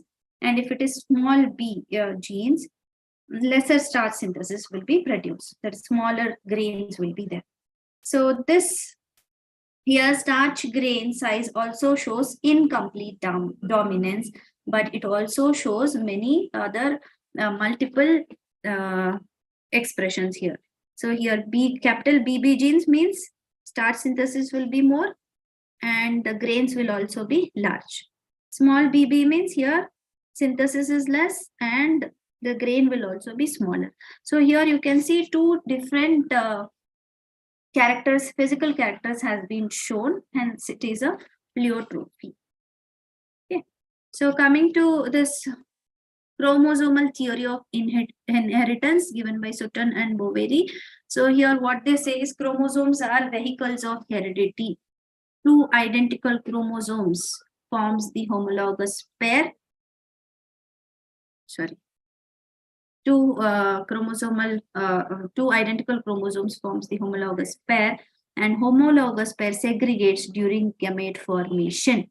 So independent pairs segregate independently. So all these are the points which we can see in the chromosomal theory. As I said in detail, we will learn in the question answer while we are discussing it. So genes are present on the chromosome, as we all know. Hence, genes and chromosome, they show similar behavior. So this T.H. Morgan, he proved that chromosomal theory of inheritance using the fruit flies, that is Drosophila melanogaster. Using this fly, he proved the chromosomal theory of inheritance, that these chromosomes are vehicles of heredity and they have homologous chromosome. They segregate during gamete formation. All these were proved by T.H. Morgan. Why he selected Drosophila? Because the genetic material is whatever is there, it is suitable for the genetic study. They can grow on simple medium. They have short generation time. The certain life cycle is very small. Breeding can be done throughout the year. Hundreds of progenies for mating is obtained. Male and female can be easily identified. So hence the Drosophila is chosen. And there is certain terminologies here, that is linkage. Physical association of two genes on a chromosome is called linkage. Recombination, generation of non-parental gene recombination, means the gene from different kinds of parents or different species combines to give a new breed, what we call it as a recombination, right? So the next concept is mechanism of sex determination. So the chromosomes, the sex chromosomes are the X chromosome and the Y chromosome, the X and the Y chromosome. So autosomes are the chromosomes other than the sex chromosomes. Other than these two, whatever the chromosomes are there, we call it as autosomes. Coming to sex determination in humans, so the gametes produced by the males are 22, that is 44 autosomes plus XY, and in females are 44 autosomes plus XX. Where when they form gametes, you can see they segregate to form 22A plus X, 22A plus Y. And in females, every gamete will have 22A plus X. So when this 22A plus X combines with the female gamete, it becomes a female child. And when 22A plus Y combines with the female gamete, it becomes 44A plus XY, which is a male child. So hence, by this we can say sperm is the one which determines whether the offspring will become the male or the female, not the female body. So similarly, there are different the sex determination mechanism. So in the grasshopper, the male will be heterogamete and the female will be homogamete here. That is, XO mechanism is shown in male, where the one gamete will have X chromosome, the other will be without this X chromosome. And the female will be homogametic, means they both will have X chromosomes. That is seen in grasshoppers. XY mechanism, what we see in humans. And there is one more, that is Drosophila, also shows the similar mechanism. ZZ and ZW mechanism, where here male is homogametic. He shows both the gametes will have Z chromosome in them. But in female, it is heterogametic. Either it will be Z or it will be W. This is the best example seen in birds.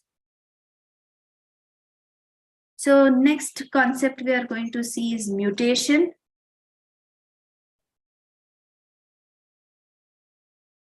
Now 1 minute. Yes, so there are certain changes which happens in the DNA. There is a certain change which happens in the DNA during the heredity, or in the heredity, certain changes which happens in DNA, that we call it as mutation. It is of two types: point mutation, frame shift mutation. If a single base pair goes for changes, what we call it as point mutation, single cell anemia is the best example. Frame shift mutation, deletion or insertion of a pair. So here, say for example, it is AB is present. So one base pair will completely goes changing, or it will completely changes into B, say for example. That is what is called point mutation. So here what happens, if there is AB present, so one base pair will completely delete, or it will get shifted previously. It is called as frame shift mutation. So that is what nothing but shifting of the DNA sequence happens. So that whatever the substance which causes mutation, we call it as mutagens, or the agents which causes mutation is called as mutagens. There are two types of mutagens: physical mutagens, chemical mutagens. Yes, physical mutagens are UV radiations like alpha, beta, gamma, UV radiation, alpha, beta, gamma rays, X-rays, all these are said to be physical mutagens.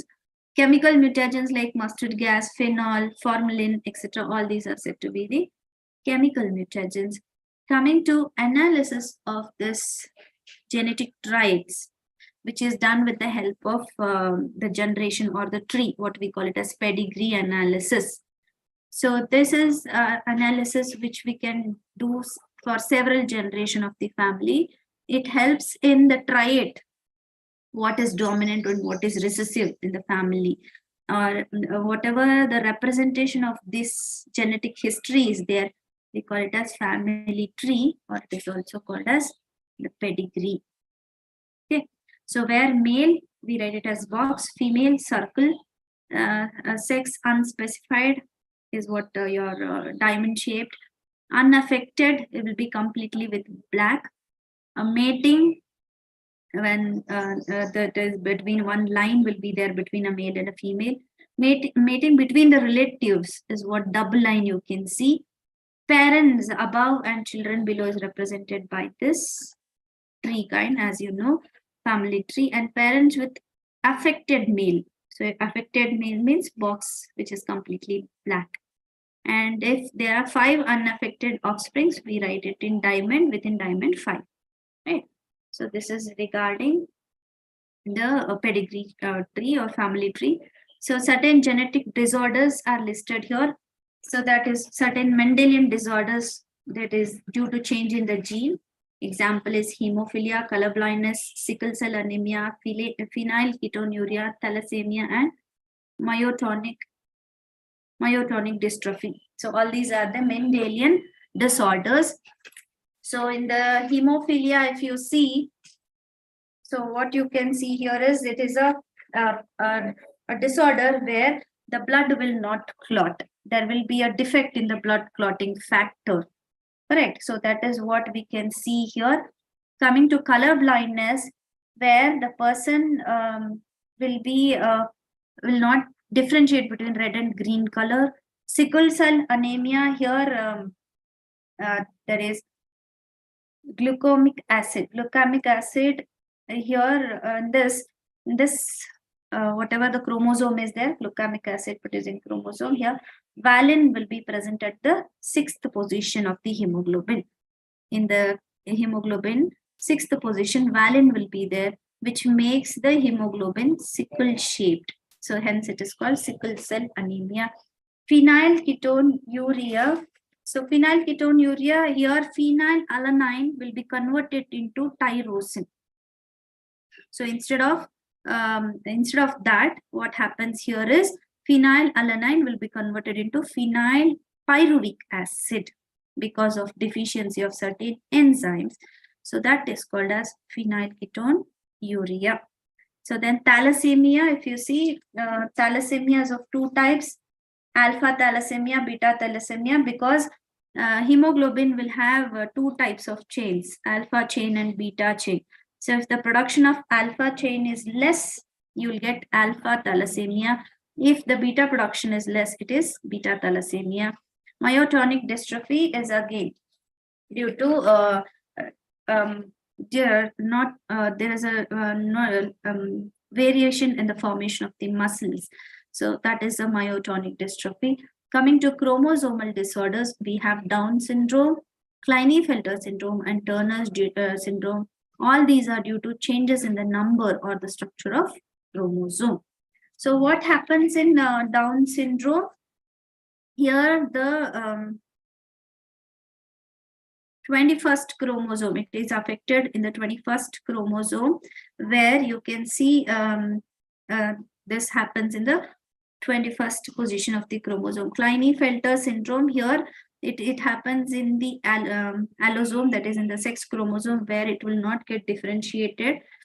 It will not be segregated. It will be present as XXY.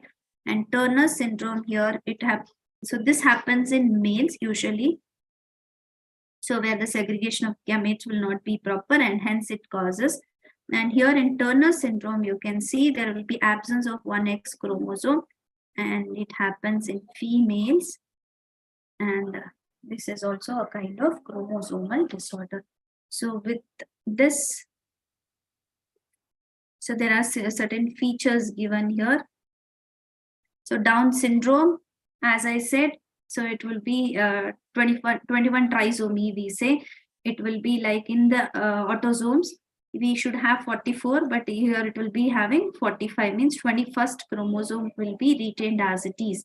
So here the features will be short stature, small round head, broad flat face, a furrowed big tongue, partial open of the mouth, and retarded physical, psychomotor or mental development will be there.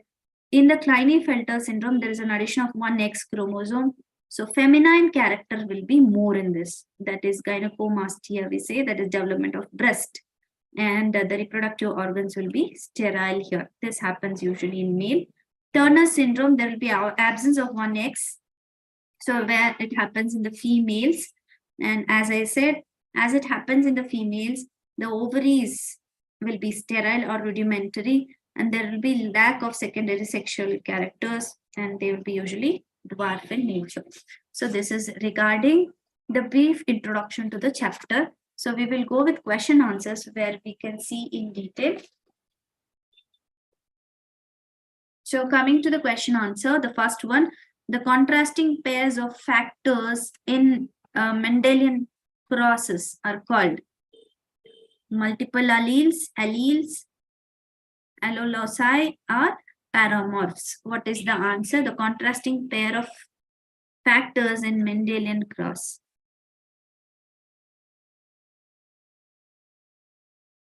Sneha, you wanted explanation regarding linkage and recombination. I'll explain during the question answers, dear. So as we have less time, so I'll explain that in the question answers rather than explaining it separately. I'll explain it during the question answers. Fine? Okay, so coming to the contrasting pairs of factors in Mendelian crosses are called what? Multiple alleles, alleloloci, or paramorphs. What is the answer?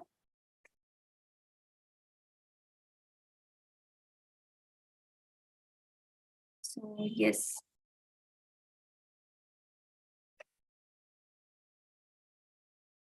So answer, yes, most of you have given as B. Yes, B. Alleles. Alleles are nothing but a pair of contrasting characters in the Mendelian cross. These are slightly different from the same genes. These are slightly different forms of the same genes. Means the same genes will be there, but there will be slight difference in them. They are called as alleles or allelomorphs, we say. Right. Coming to the second question, the ratio of phenotypes in F2 generation of monohybrid cross. So the Mendel, what he did is he did two types of crossing in the pea plant. One is monohybrid cross and one is dihybrid cross. Right. Monohybrid cross happens between the pure characters of the pea plant and their generations, what you have learned in your chapter. I hope you remember it.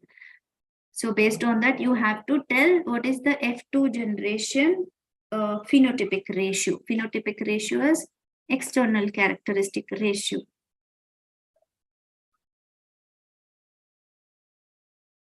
Yes, most of you are right. That is 3:1.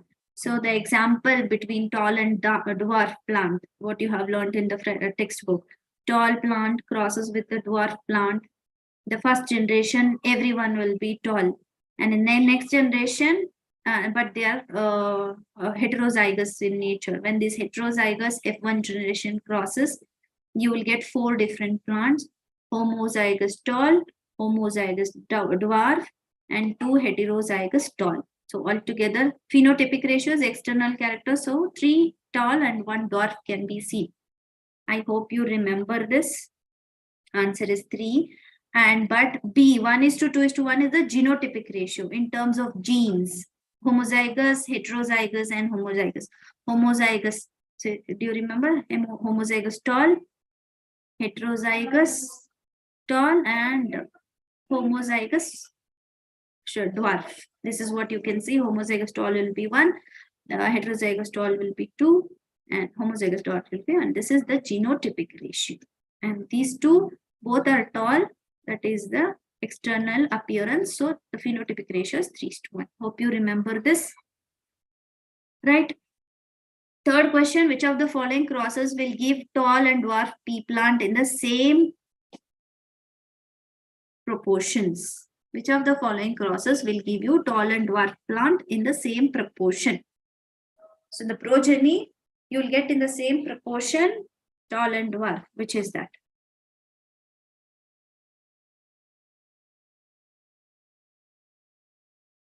Yes, correct. Lavanya and Rishabh, it is correct. It's the B. So what happens here is, yes, tall. The gametes produced by TT is T and T, and here it is small t, correct? So when these two combine, you get T and T, and when these two combine, you get small t and small t. So where you can see the same proportion, 1:1 proportion. So that is what you can see, tall and dwarf. So this is the one which gives you the same proportion. A pure tall P was crossed with a pure dwarf P. All the plants of F1 were found to be tall. This is due to, so all the progeny F1 generation were tall. This is due to what? That's the question.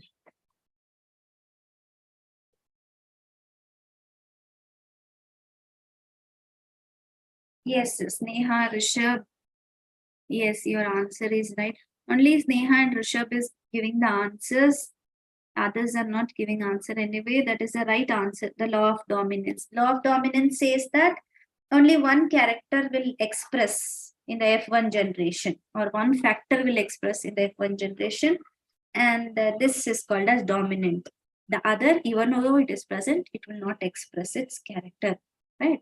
So that is what is law of dominance says.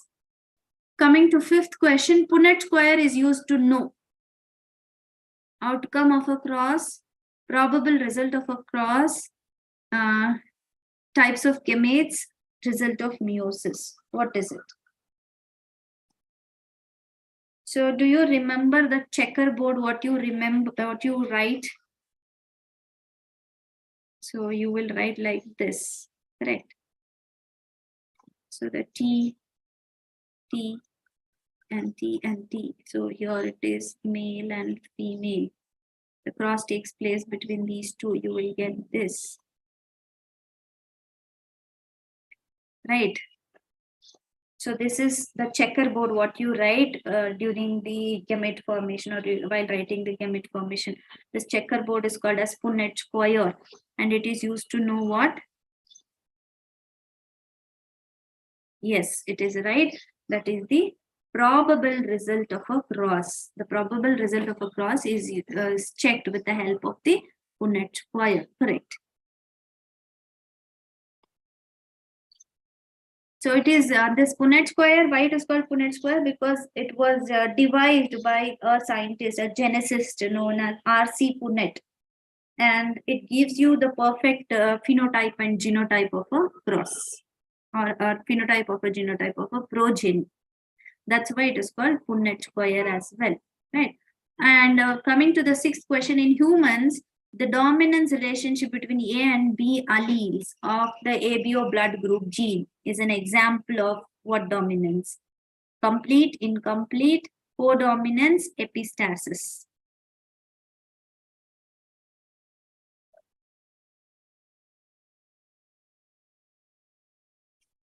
So answer is right, codominance. Why? Because here that is a phenomenon where the two alleles lack dominant and recessive relationship. Whatever the two alleles are there, they both express themselves. If they are present, they both express. If IA and IB is present, you will get AB blood group. So that is what is codominance, and that is seen in the blood grouping, ABO blood grouping in humans. Then seventh question, HbA and HbS alleles of normal and sickle cell RBCs are dominant recessive alleles, polygenic alleles, codominant alleles, multiple alleles. What it is? HbA and HbS alleles of normal and sickle celled RBC.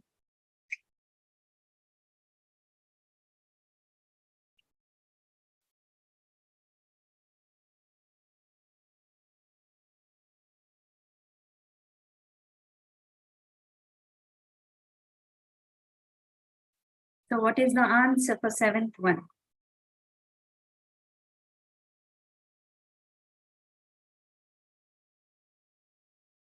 Sushmita says C and Sneha says C. Yes, yes, right. That is codominant alleles. Correct. Why? Because HbA and HbS alleles, if they are present, they both show their characteristics where few RBCs you can see normal and few will be in sickle shaped if they are present in together, and it is called as codominance or codominant alleles. These are called. So eighth question, the X body of Henking was observed in all sperm during spermatogenesis, all eggs during oogenesis, half of the sperm during spermatogenesis, half of the egg during oogenesis.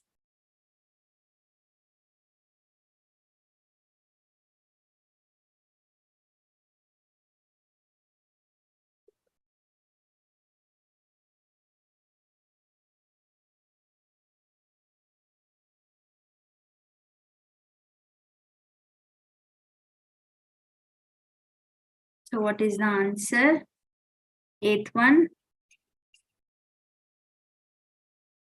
Eighth one, Rishabh says it is C. So Henking is a scientist. What he did is he found the traces of nuclear structure, and he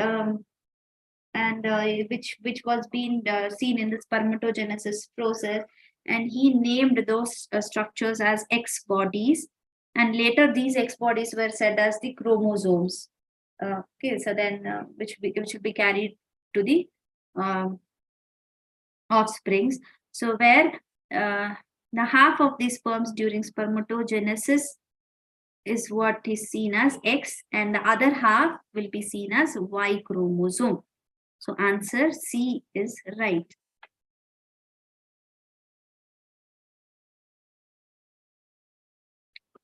So the next question, in hybrid cross, F2 phenotypic ratio is 13:3. It is case of complementary genes, epistatic genes, multigenic inheritance, incomplete dominance. In dihybrid cross, we are talking about in dihybrid cross, F2 phenotypic ratio is 13:3. Okay, so it is in which case you can see the F2 phenotypic ratio as 13:3. Is it complementary genes, epistatic genes, multigenetic inheritance, or incomplete dominance? What's the answer here?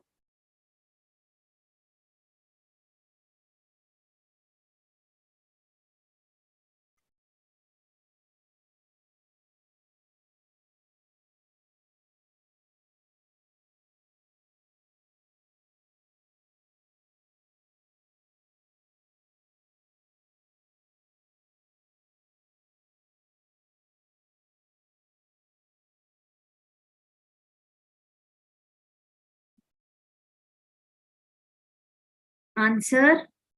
Yes. So yes, you have given the right answer. That is epistatic genes. Epistatic genes means here it is a pair of genes where what happens, the one dominant gene will mask the other gene. The gene, say for example, we have two types of gene, A gene as well as B gene.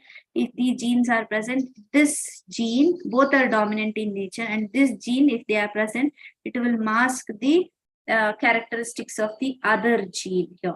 So that is what is called as epistatic gene. And if a hybrid cross happens in these kind of genes, you can see the phenotypic ratio to be 13:3, right? And the example is cucurbita, the coat color of cucurbita, what you see, sorry, the summer squash cucurbita, the color of the cucurbita changes because of, or it expresses because of this epistatic genes. Or one more is your coat color in chickens, that is also due to epistatic genes. 10th question, the person with Turner syndrome has what set of genes? The person with Turner syndrome has what set of genes here? 45 autosomes and X sex chromosome, 44 autosome XYY sex chromosome, 45 autosome XYY sex chromosome, 44 autosome and X chromosome. So what set of chromosomes can be seen in Turner's syndrome?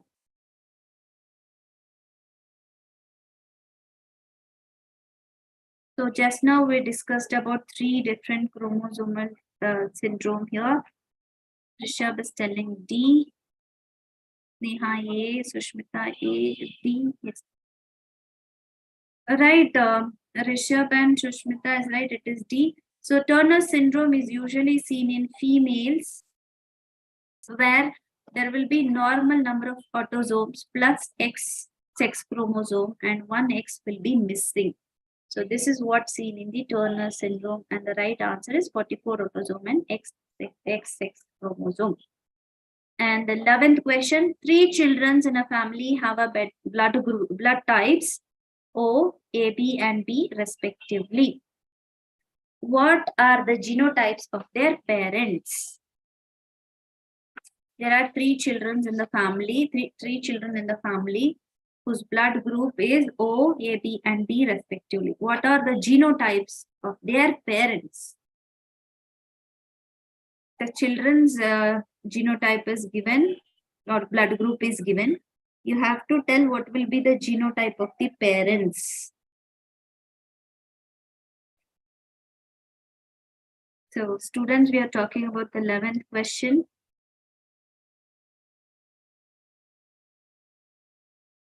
A, Harsha is telling A, Rishabh is telling A. Any other answers? Right, that is A, because so if this is present, it dominates and gives out A, correct? When this gamete combines with this gamete, so it goes for co-dominance, so the blood group will be AB. If this combines with this, you will have A blood group, and when this combines with, this combines with small I, you will get 2 small i's, that is O blood group, because no antigen is present. And when this combines with small I, you have B blood group. So AB, B and O can be seen in this pair of parents. So A is the correct answer. 12th question, in XO type of sex determination, females produces 2 different types of gametes, male produces 2 different types of gametes, female produces gametes with Y chromosome, male produces single type of gametes.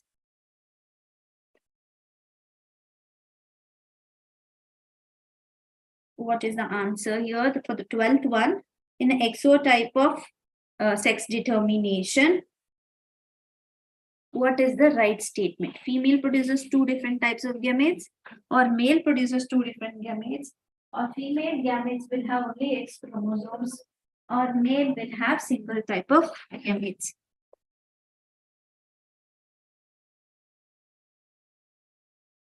So what is the answer here?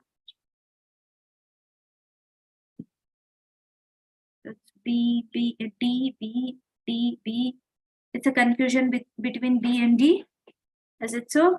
So here, if say for example, I'll consider your B as the answer. So male produces 2 different types of gametes, means it should have both X and Y, correct? But here they have asked for XO type, means there is one X and there is no genes. So D will be the right answer. Male produces single type of gametes, only X chromosome, and there is no other one, right? So it is an XO type of gametes. So in this sex determination, male produces only single type of gametes. Select the correct statement from the one given below with respect to dihybrid cross. So you have to find the correct statement with respect to dihybrid cross here. Tightly linked genes on the same chromosome show higher recombination. Genes far apart on the same chromosome show very little recombination. Genes loosely linked on the same chromosome show similar recombination as the tightly linked ones. Tightly linked genes on the same chromosome show very few recombination. So what is it? What is the right answer regarding this?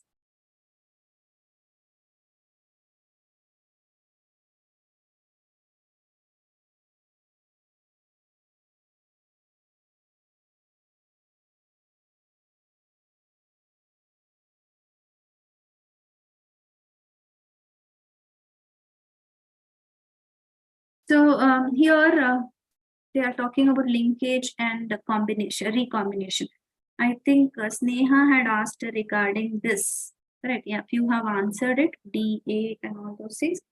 Yes, correct. We will discuss a little bit about linkage and recombination.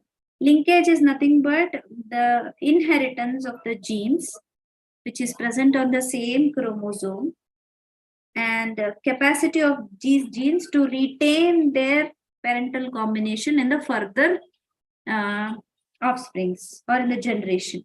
So linkage means the genes on the same chromosome together and their capacity to retain from the parents to offsprings. That is what is called linkage.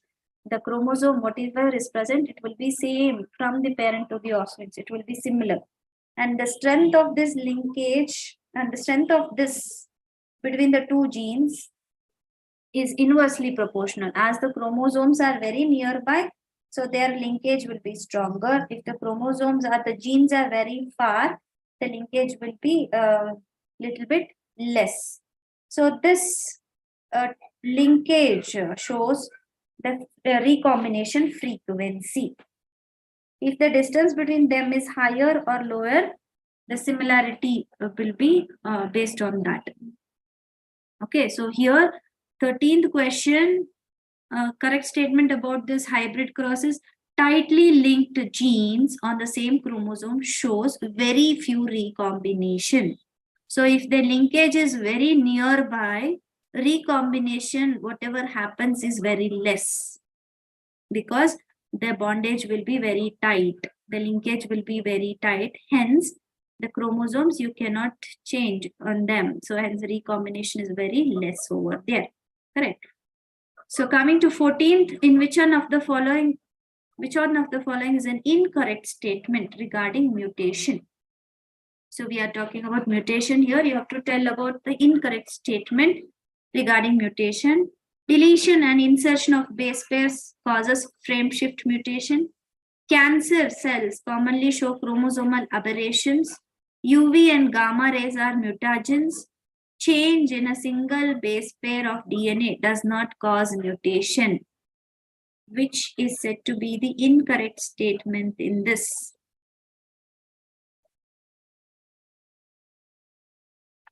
Yes. Yes, all are right. So all are the correct statement. Only change in the single base pair of DNA does not cause mutation. No, it causes mutation, right? Then 15th question, identify the incorrect statement here. In the male grasshoppers, 50% of sperms have no sex chromosomes. Usually, female birds produces two types of gametes based on sex chromosomes. The human males have one of their sex chromosome much shorter than the other, and in domesticated fowls, the sex of progeny depends upon the type of sperm that fertilizes the egg. So what is the right answer, incorrect statement regarding 15th one? So you have to find the incorrect statement here.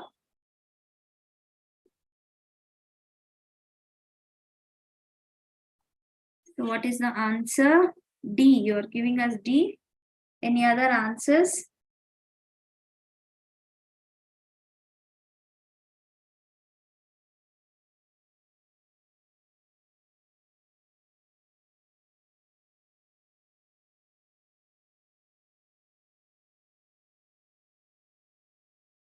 Right, in domesticated fowls.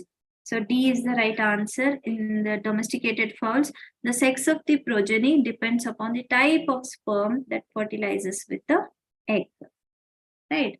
So that will be the incorrect statement. Why? Because fowls belongs to the birds and females has the pair of dissimilar chromosomes, not the males. So it doesn't depend upon the type of sperm. It depends upon the type of ova. Got it? So that's why it is said to be the incorrect statement here. Which of the following statements are correct? You have to tell which among these statements are correct. Hemophilia is a sex-linked recessive disease, and Down syndrome is due to aneuploidy. Phenylketonuria is an autosomal dominant gene disorder. Phenylketonuria is an autosomal recessive gene disorder. Sickle cell anemia is an X-linked recessive gene disorder. What is the right answer here? What all the statements are correct?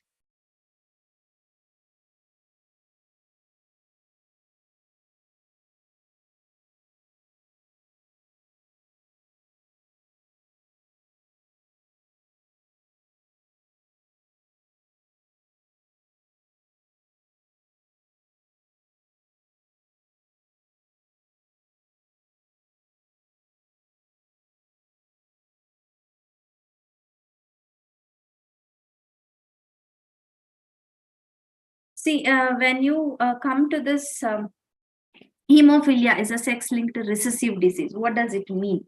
Hemophilia is a sex-linked disease, right? That is which is marked by a heterozygous condition.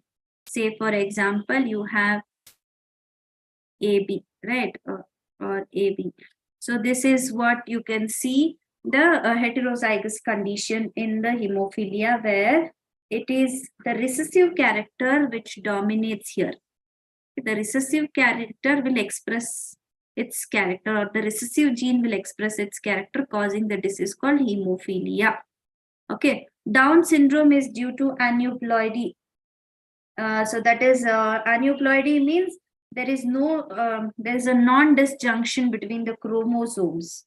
The two chromosomes of the homologous pairs, whatever is there, homologous pairs, the two chromosomes, there will be non-disjunction between these two homologous pairs. So that is what causes Down's syndrome. Non-disjunction means this will not get separated. Phenylketonuria is an autosomal dominant gene disorder. So here what happens, phenylketonuria is an autosomal recessive disorder, means homozygous recessive individual lacks the enzyme. If the individual is homozygous in nature, they lack enzyme, which converts what is it?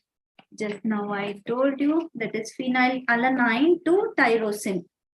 If it is in homozygous condition, they lack this. Correct. It should be in the recessive condition. So individuals homozygous recessive, if they have homologous recessive, they will lack this enzyme, hence the conversion will not happen. If it is dominant, this will happen. Okay, so that is one thing. And sickle cell anemia is an X-linked disease. No, it is an autosomal disease. It is nowhere related to the sex chromosome. So the right statement here is 1, 2, and 4. That is, it is due to sex-linked recessive disease. Yes. It is due to aneuploidy. Correct. And it is due to autosomal recessive gene disorder. I hope by explaining these 4, Harsha would have got the clear regarding the recessive and dominant diseases.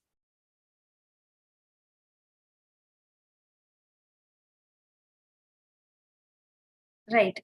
So we will go for the 17th. Which of the following statements are correct? You have to tell which these statements are correct. Incomplete or mosaic inheritance is an example of pre-Mendelian concept. Test cross is a special type of back cross. Chromosomal aberrations are commonly observed in cancer cells. Thalassemia is a Mendelian disorder. So you have to tell which statements are correct among this.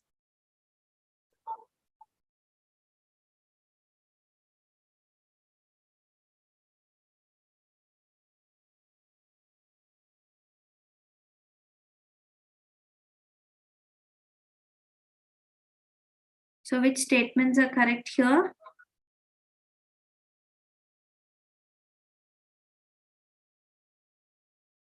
Yes, B is the right answer. Sushmita has given B is the right answer, right? So test cross is a special type of back cross. Yes. Chromosomal aberrations are commonly observed in cancer cells, right? Thalassemia is a Mendelian disorder, right? These three are the correct statement. Incomplete or mosaic inheritance is not an example for pre-Mendelian concept. Is not an example. Why? Because the parent types reappear in the F2 generation, and it is considered as an example for quantitative inheritance, not the pre-Mendelian concept. So coming to assertion and reasoning type, persons suffer from hemophilia fail to produce blood clotting factor 8.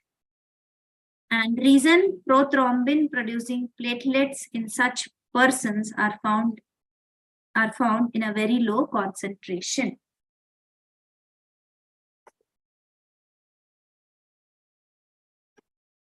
So what is that answer for this 18th question?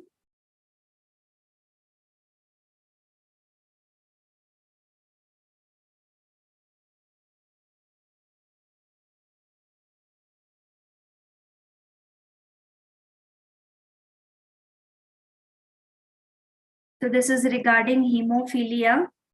So what they are telling is a person suffering from hemophilia fails to produce blood clotting factor 8. Correct.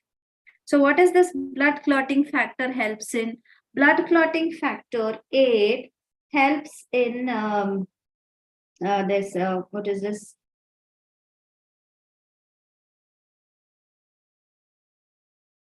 Yeah, it's a so blood factor 8 helps in this conversion of prothrombin to thrombin, that is prothrombin producing platelets in such persons are found in very low concentration, low.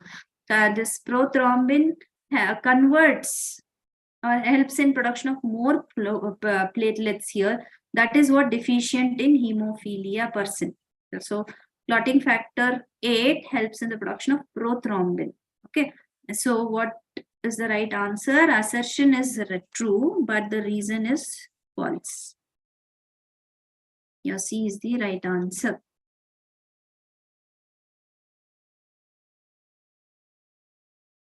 So the next question. In humans, the gametes contributed by male determines whether the child produced will be a male or a female. Sex in humans is a polygenic trait depending upon a cumulative effect of some genes on X chromosome and some on Y chromosome. What's the answer for 19th one? In humans, the gamete contribution by male determines whether the child is a male or a female. Yes, right? Because the sperm's gamete is the one which has X chromosome or either X or Y. Right? And what is the next? Sex in humans is a polygenic trait depending upon a cumulative effect of cumulative effect of some genes on X chromosomes and some genes on Y chromosome. Is it right?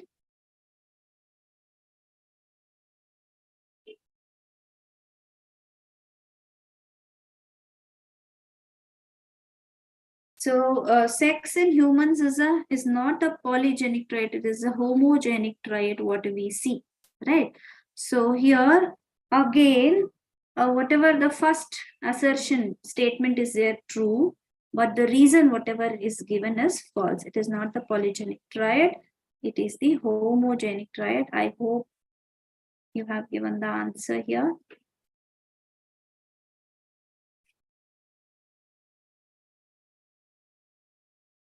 Yes, Neha has given the right answer.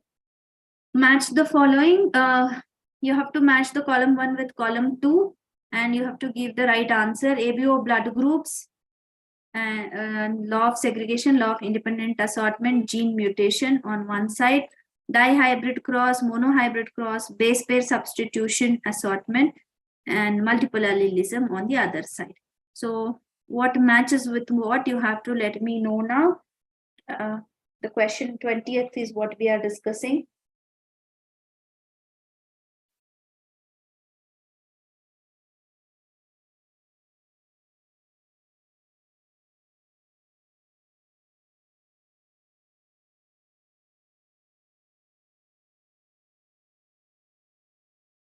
Yes, it is the C1. So that is ABO blood groups is multiple allelism. Law of segregation can be seen in monohybrid cross. The law of independent assortment in dihybrid cross, and gene mutation is in base pair substitution and assortment, right? Sorry, base pair substitution, what we see in gene mutation. So C is the right answer. Again, you have to match column 1 with column 2. Turner syndrome, linkage, Y chromosome, and Down's syndrome. Column 2, trisomy, AA plus XO, Morgan, testes determining factor. So, which one matches with column A? Column 1 matches with column 2 in what way? Everyone is telling D. Is it right? Yes, D is right, because Turner syndrome means it happens in female where one X is missing. Linkage is explained by Morgan. Y chromosome determines the testis factor, and Down syndrome, trisomy. Study of pedigree chart given below. There is a study of pedigree chart. The picture is given here. Study this chart and choose the correct statement representation here. Inheritance of a condition like phenylketonuria as an autosomal recessive trait. The pedigree chart is wrong, as it is not possible. Inheritance of a recessive sex-linked disease like hemophilia. Inheritance of sex-linked inborn errors of metabolism like phenylketonuria. So you have to study the picture, the chart given, and let me know what is the right answer here.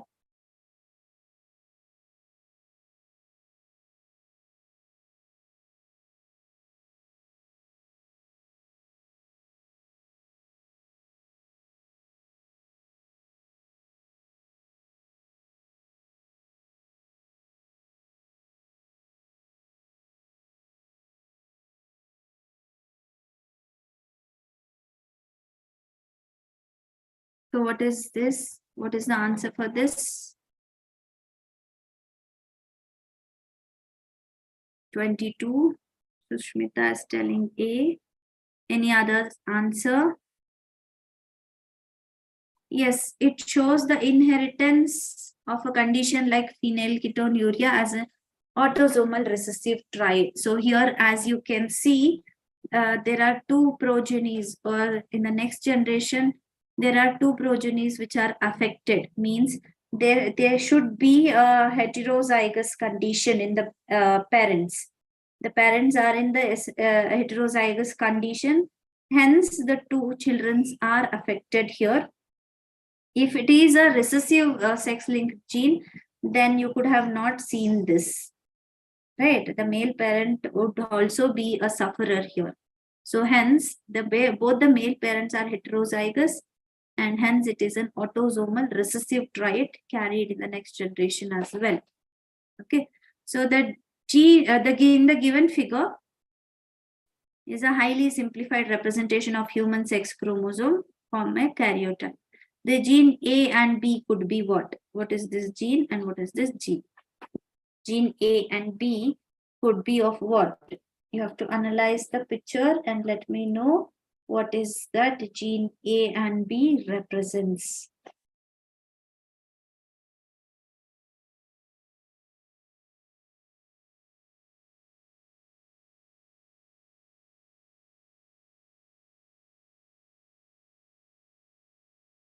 (23). What we are talking about is 23.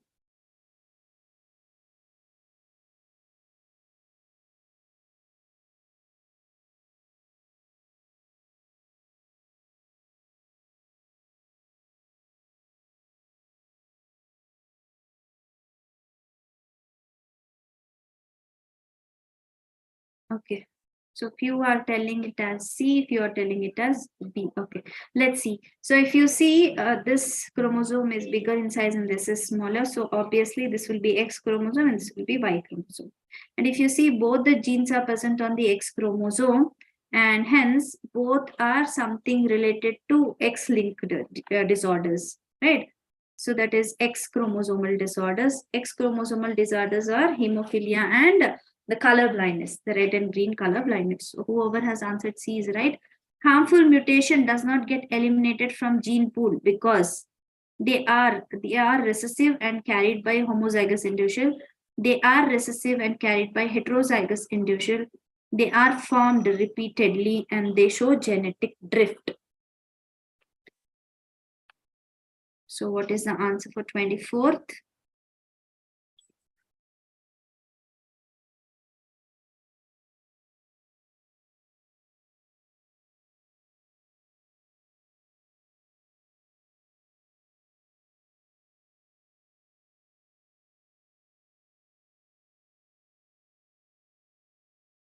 The harmful mutation does not get eliminated from the gene pool. Why?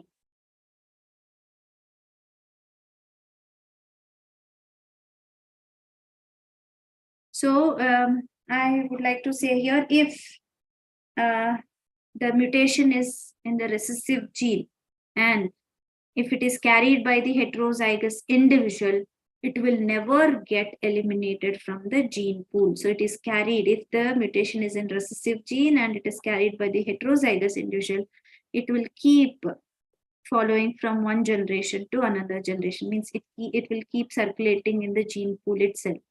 So hence it won't get eliminated. Yes, so B will be the right answer. Last question. In Down syndrome, karyotyping has shown that the disorder is associated with trisomy of chromosome number 21, usually due to non-disjunction during egg formation, non-disjunction during sperm cell formation, addition of extra chromosome during cleavage of zygote, or non-disjunction during egg cell production and sperm production. What could be the answer here?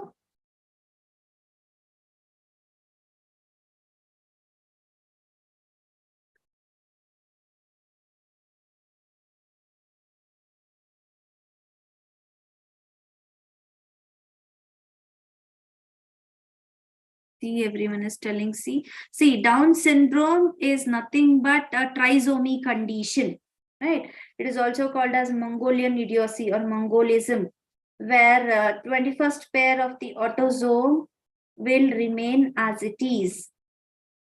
Correct. So 21st pair of autosome will fail to separate. 21st pair of autosome will fail to separate during the meiosis. So that is during the egg formation. During the egg formation in the meiotic stage, the 21st chromosome failed to separate. The non-disjunction happens in the 21st chromosome, where it remains as it is. And hence, it causes a disorder or a syndrome called as Down's syndrome, where you can see so usually the total number of chromosomes will be 2n plus 1, correct? So it will be n, where here the number of chromosomes will be 21. So you will get 42, but 21 as it is not separated, you will get 45 plus 1 in the unit. right? So this is what, sorry, 45 plus xx or 45 plus xy, where 21st pair will not be separated. So hence answer is A. So this completes the present chapter. Thank you. And we will go with the next chapter. That is your, I'll stop the screen sharing and I'll go with the next chapter. That's a last chapter of today's session, molecular basis of inheritance.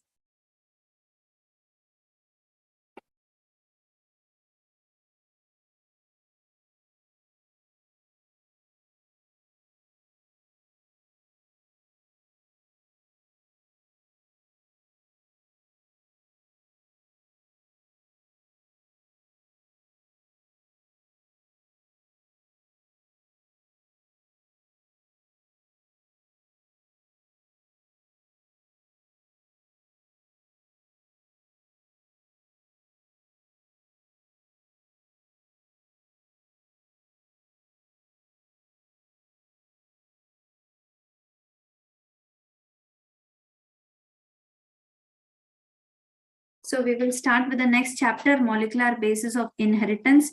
This is also a vast chapter. I don't know whether we can go through the concept, whatever is there. So you would be knowing about DNA and RNA, what we call it as polynucleotides, right? Polymer of nucleotides. And you should know about nucleoside and nucleotide here, and the polydiester bond, the hydrogen bonding between the nucleotides or the nitrogen bases. So I hope I'll directly jump to the question answers, and there we will discuss about the concepts of the chapter rather than wasting our time with the concept learning. Concept learning, you would have done it already. So I'll directly jump to the question answer here.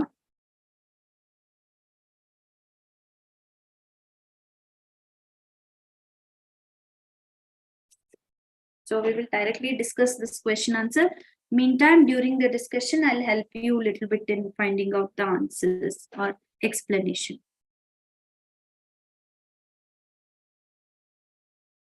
Right. So the two strands of DNA are held together by, the two strands of DNA are held together by peptide bonds, phosphodiester bonds, hydrogen bonds, or SS bonds. What is it? So you know the structure of DNA. So the two chains of DNA are held together by what kind of bonds here?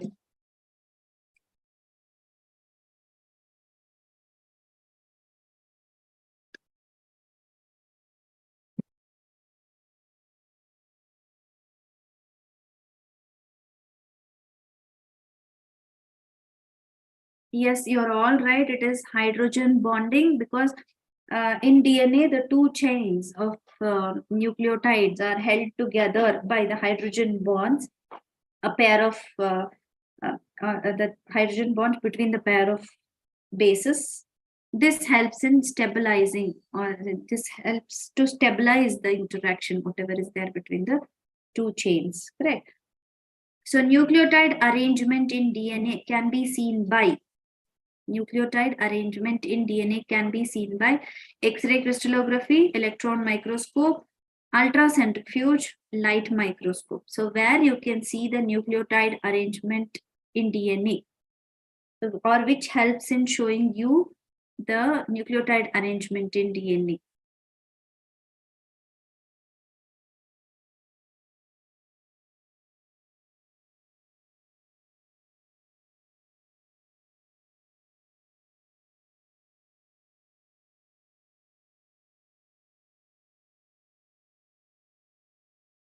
Okay, so coming to this,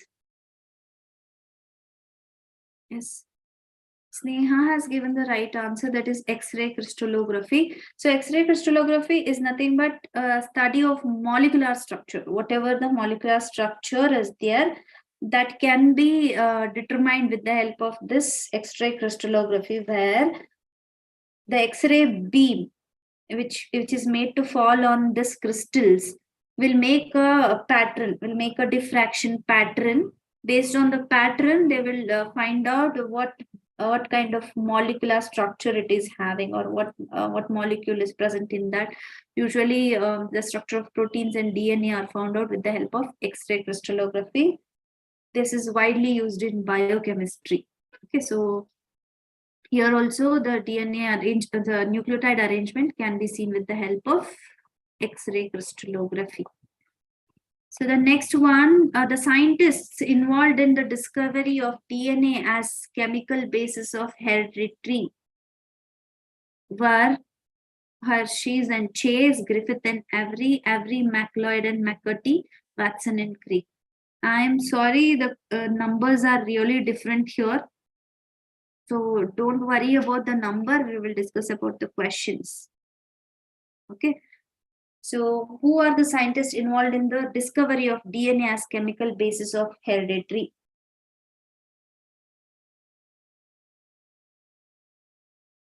So the answer is direct. That is Avery, McLeod and McCarty are the three scientists who is involved in discovering DNA as a chemical basis of heredity. During infection of E. coli by cells, E. coli cells by bacteriophage T2, what happens? Proteins are only phage component that actually enters the infected cell. Both proteins and nucleic acid enter the cell. Only proteins from the infecting phage can also be detected in progeny phage. Only nucleic acid enters the cell. So what happens here? So whenever E. coli cells are infected by bacteriophage T2, what happens?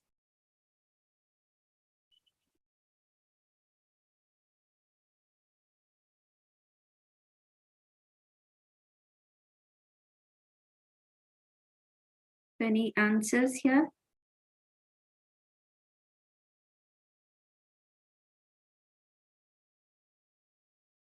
Yes, so Rishabh is right here. A scientist, two scientists named Hershey and Chase. Those two are the scientists who conducted an experiment to prove that DNA is a genetic material, where they did this experiment with the help of E. coli, which has been infected by this bacteriophage T2. And when the infection happened, during that infection, only nucleic acids, it can be DNA or RNA, it entered the E. coli cell and not any protein part.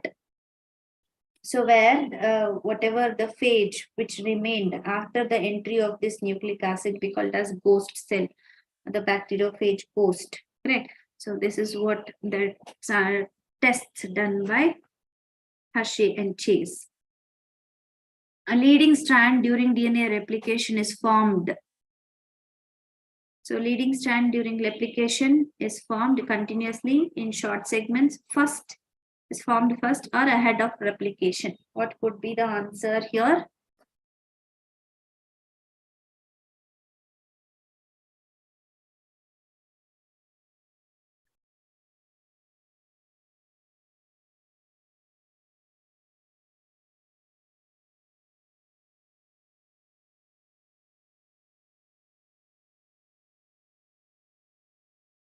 So if you see, they have given the leading strand during DNA replication. During DNA replication, what happens?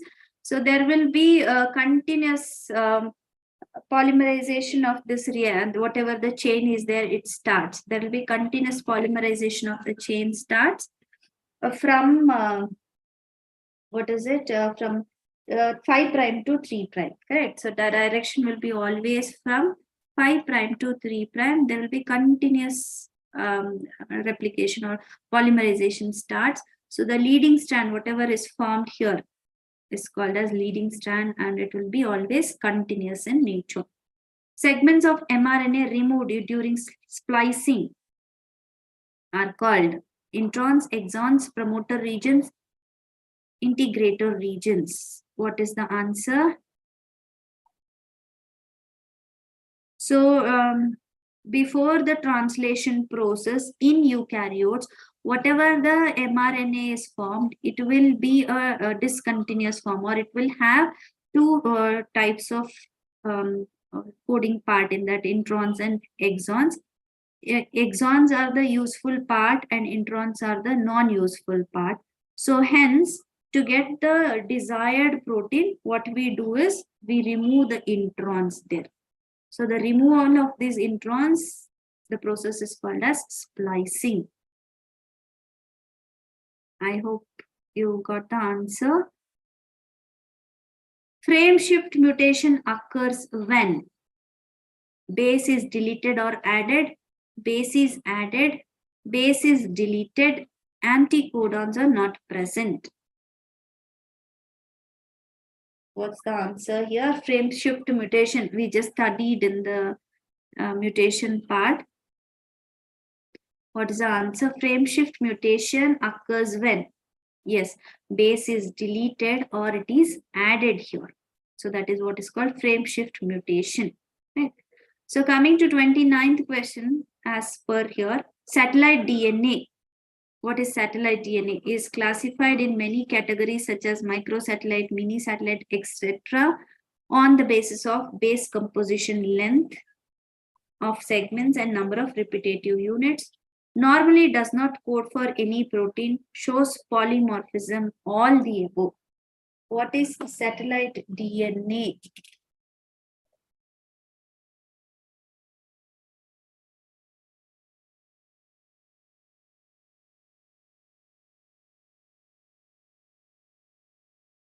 So anybody knows the answer here? What is satellite DNA?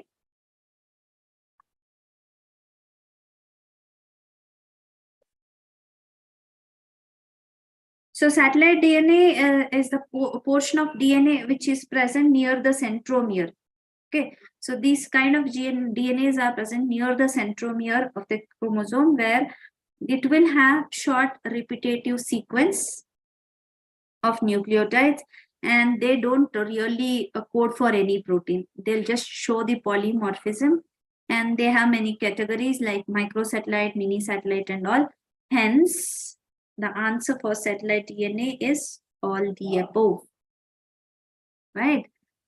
Coming to the next question, which processes is used for amplification and multiplication of DNA for fingerprinting? Which process is used for amplification or multiplication of DNA for fingerprinting? So it is in fingerprinting technique, we go for DNA amplification or DNA multiplication. Which process helps in that?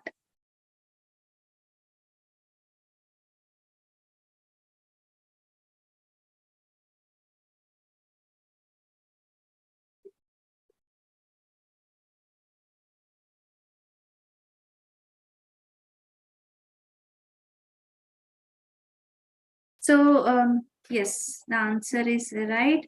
It is polymerase chain reaction. It's a kind of process where we are going to amplify, we are going to multiply the DNA segment, whichever is required, by the enzymatic replication of DNA without involving any living organism. It is done in the lab, and it is nothing but multiplication of DNA. The process is polymerase chain reaction.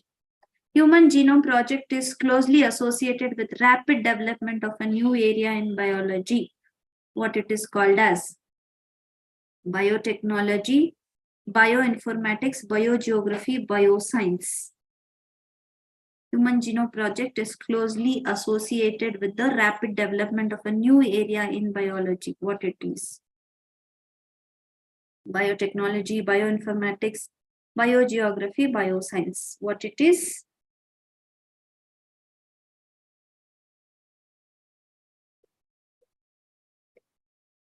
Yes, you are all right. That is bioinformatics, that is storage and analysis of different types of DNA template, right? Storage and analysis of different or enormous amount of data regarding the DNA, all that is nothing but bioinformatics. So HGP is associated with the study of this. Then next question, which of the following statement forms the basis of DNA fingerprinting? the relative proportion of purines and pyrimidines in DNA, and satellite DNA occurring as highly repeated short DNA segment, the relative difference in DNA occurrence in blood, skin, and saliva, and the relative amount of DNA in the ridges and grooves of the fingerprint. What statement forms the basis of DNA fingerprinting? So first of all, I would like to say what is DNA fingerprinting. So DNA fingerprinting is a test which is used to identify and evaluate genetic information. Okay, whatever is present on the DNA of a person. So if you take a person's cell, the DNA, so whatever the genetic information present in them, to identify and evaluate it with what we call it as DNA fingerprinting. Okay, so DNA fingerprinting is a form of identifying a specific genes, the specific non-coding portion of a DNA, and which is very much different from one person to another. This non-specific or the specific non-coding portion on the DNA will be different in different person. And this section, what we call it as tandem repeats, will help to determine the family relationship which exists between the two people, or it helps in identifying many diseases, or it helps in solving the criminal cases. This is what is DNA fingerprint. Now, the answer regarding the question, which of the following statement forms the basis of DNA fingerprinting? Yes. Shushmita has given the right answer.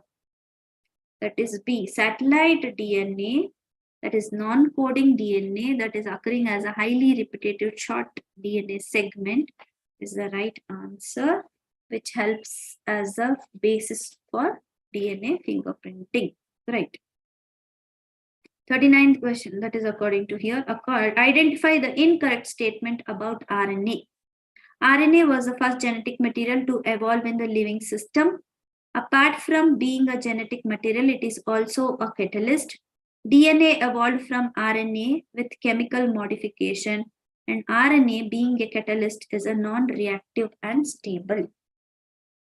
So what is true regarding RNA? Or what is incorrect? Sorry, what is incorrect regarding RNA? So Lavanya has told D, Sneha has told D.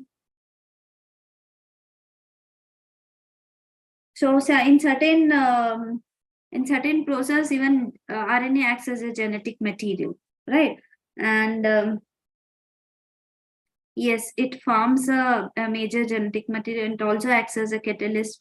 But DNA evolved from RNA with chemical modification. That is also a true statement. The wrong statement here is RNA, being a catalyst, is non-reactive and stable. Yes, no, that is the wrong answer or the incorrect statement. Which of the following statements about RNA polymerase is correct? Which of the following statements about RNA polymerase is correct? We have to find here. RNA polymerase 1 transcribes sRNA. RNA polymerase 2 transcribes snRNA. RNA polymerase 3 transcribes hnRNA. RNA polymerase 2 transcribes hnRNA. So which statements are correct regarding RNA polymerase enzyme? Now, where is this RNA polymerase enzyme involved?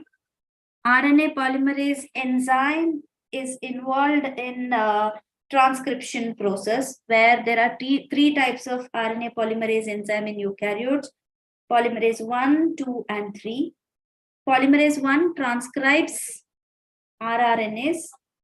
Polymerase 2 transcribes hnRNA, and polymerase 3 is responsible for the transcription of tRNAs, right? tRNA and 5 sRNAs and snRNAs, all that. So here the option D is the right option. Whoever has given the D option, yes, you're all right. It is 1 and 4th statement is right. Okay, so coming to 50th question here, a single mRNA strand is capable of forming a number of different polypeptide chains. A single mRNA strand is capable of forming a number of different polypeptide chains. The mRNA strand has terminator codon. So here you have to tell which is the right answer. Is it both are true, or both are true and they explain each other? And if one is wrong and one is right, and one is right and one is wrong, or both are false? What's the right answer here?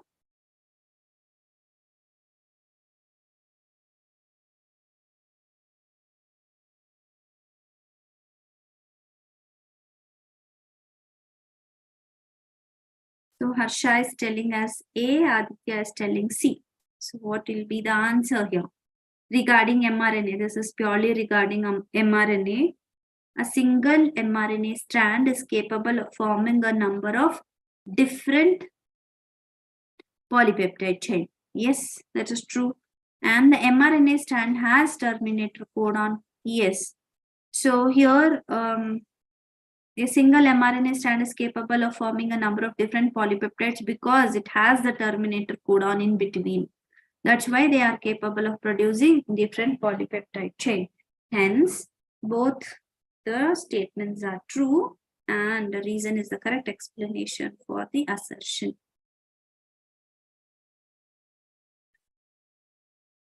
Right.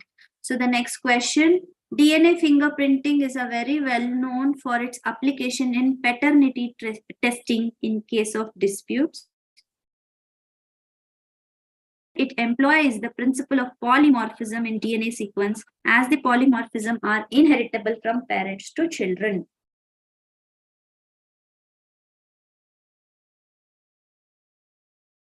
So what is the answer here?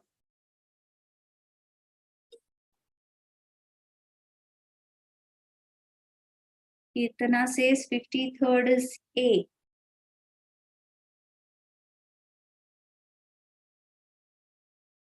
Anybody else to answer?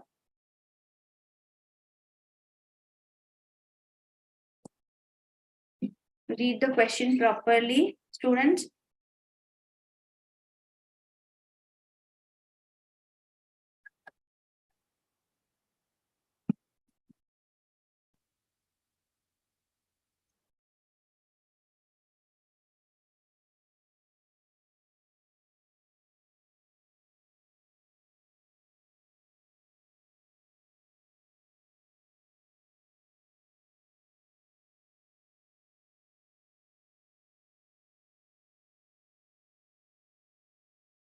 So the answer is very direct here. So DNA fingerprinting is very well known for its application in paternity testing in case of disputes, right?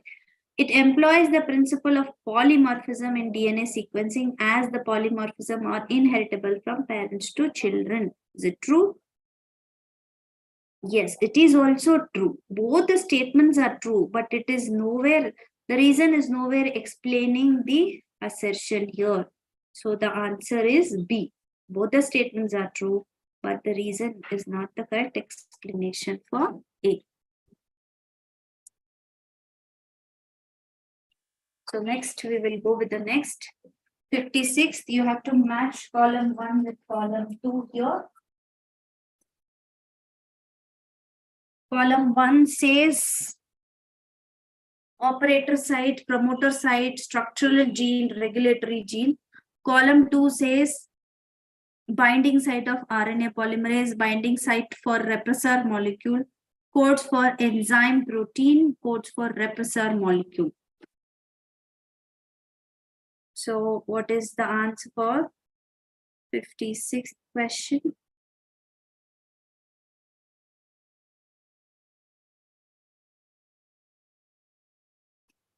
So think and tell, it comes in lac operon concept. So we have learned about the gene, operator, promoter, structural gene, regulatory gene, and all that.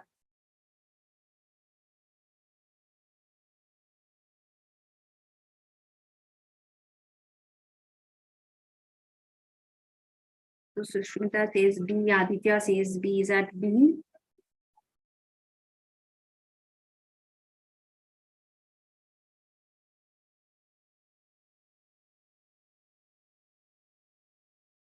So slight confusion has happened, I guess. So here the answer would be A, because operator site is meant for binding of repressor molecule. Right, promoter site is said as the binding site for RNA polymerase, and so that you can promote the polymerization. In operator site, it stops the polymerization. Structural gene is the one which codes for repressor molecule, and regulator gene is the one. Sorry, structural gene which codes for enzyme protein, and regulator gene is the one which codes for repressor molecule. So third one is for C and fourth one is for D. So their answer is A here. Okay. I hope you got the answer. Answer as A.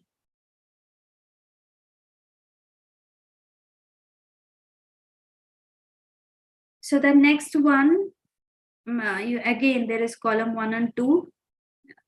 So you have to find out the correct match for this. Termination, translation, transcription, replication is given.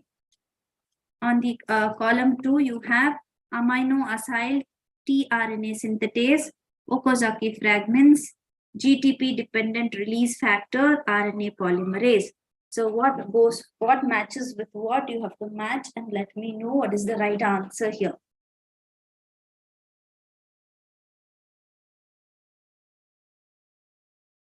Somebody is telling C, Rishabh is telling C and B both. Which one?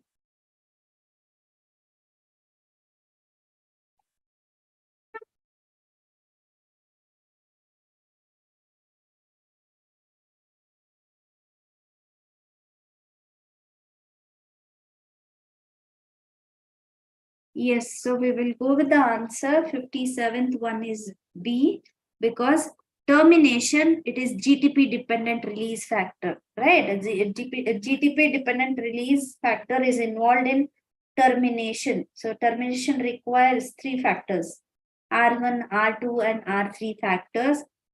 So this allows for the termination of translation, and that is GTP dependent. And translation, amino acyl tRNA synthetase is an enzyme which helps in translation. And transcription, RNA polymerase. DNA replication is by Okazaki fragments.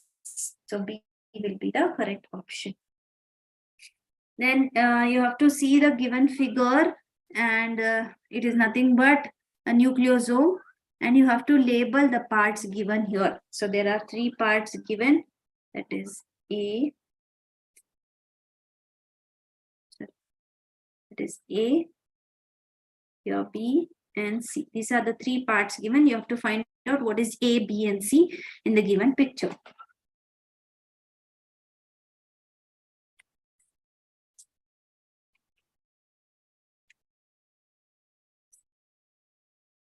So we all know that nucleosome is the structural unit of eukaryotic chromosome, correct? So where the length of DNA coiled around a core of histone, there will be 8 component in the histone particle. There will be 8 histone particles. Correct. So what is that A, B and C part in the picture? So you are saying C. Most of you are saying C. How come RNA comes here, guys? Histone particles will be wounded by DNA, right? So what you can see in the picture is a nucleosome, means the length of DNA surrounded by the histone particle. So here, whatever you are seeing, A is a histone, H1 histone particle, B is your DNA, and C is your histone octamer, right? So are you aware of this? So this B will be your right option. This is the histone, H1 histone. This one is the H1 histone. This is the DNA and this is the octamer.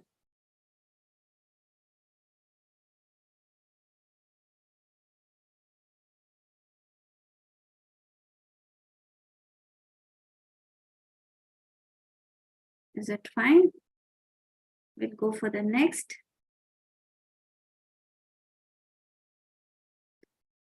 Okay, wait. Yeah. So 64th, there is some confusion in A and B. Okay, this is what is A and this part is B. So whatever I have given as option here is wrong. So here the A part is what is DNA, the B part is what H1 histone, and the C part is what histone octamer. So your A will be the correct option. I hope now the option is correct.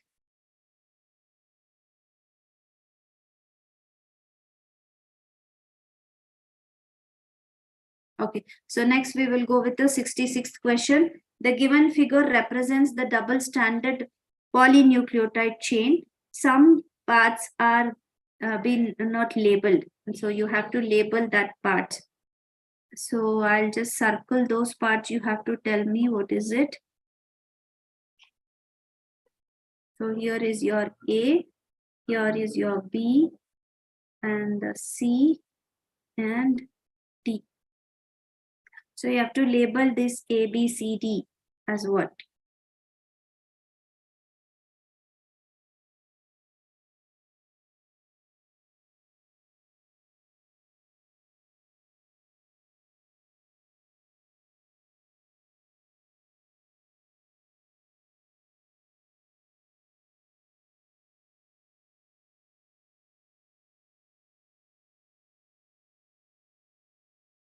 Okay, so for this, as so much confusion is there with this picture, what I do is I'll write one picture for you.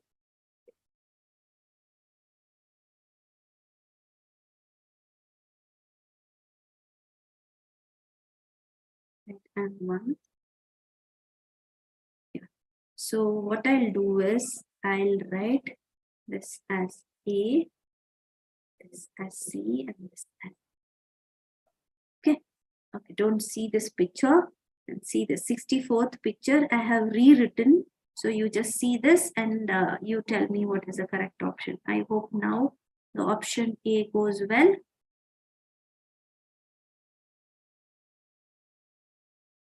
Rishabh and SSR, according to the picture, now the option A is fine, right?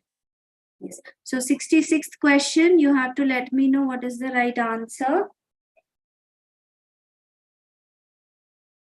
What is A, B, C, D here? So in this present picture, what is A, B, C, D? A is shown between the two, what is it? What is it? Is it nitrogen base? So first you have to tell that it is a nitrogen base or not. If it is a nitrogen base, whether it is a purine or pyrimidine, then you have to tell about what is C here and what is D. So D is clear, that is your phosphate, right? And E is also there. No, okay. Okay, C, okay, D is 5' N, that is a phosphate group. So we will see what is C then. What is C? It is an hexose sugar or a pentose sugar. So you can see the 5 corners here. It is a pentose sugar. B is a purine base or pyrimidine base.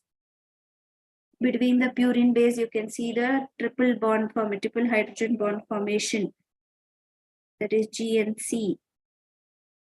And pyrimidines are AT. That is a double bond formation. So it is purely triple bond and A is the hydrogen bond formation. So your answer is D.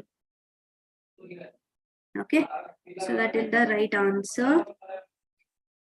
So we will go with the next question, 72. Question number 72. You have to find again. You have to label the parts here A, B, and C. What is A, what is B, and what is C? And what is the process happening here?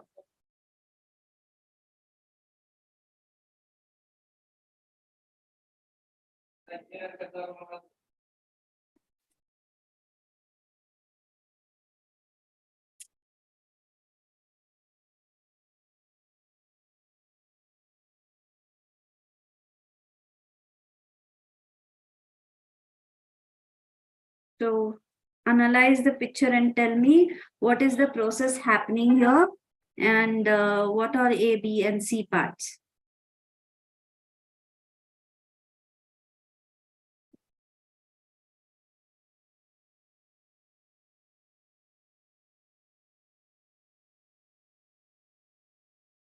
Yes, Aditya and SSR is right. It is a process which is happening in the in the bacteria, the transcription, termination of transcription in the bacteria, right? Where the labeled parts A, B, C says A is the mRNA, right? And B is what is RNA polymerase, and C is the Rho factor, right? So hence B will be the correct option. 79th question, Escherichia coli fully labeled with 15N is allowed to grow in 14N medium. The two strands of DNA molecule of the first generation of bacteria have what? So you have to tell what happens here. So there were two scientists named Melson and Stahl. So they cultured the E. coli bacteria in different cultural medium. So where one cultural medium was containing the N15 component, in the another cultural medium, it was having the N14 component, right? So what happened here is, so the component of all the nitrogen bases, purines and pyrimids, which will be growing in N15 had N15 component in them, in the purines and pyrimidines, and N14, again, purines and pyrimidines were present.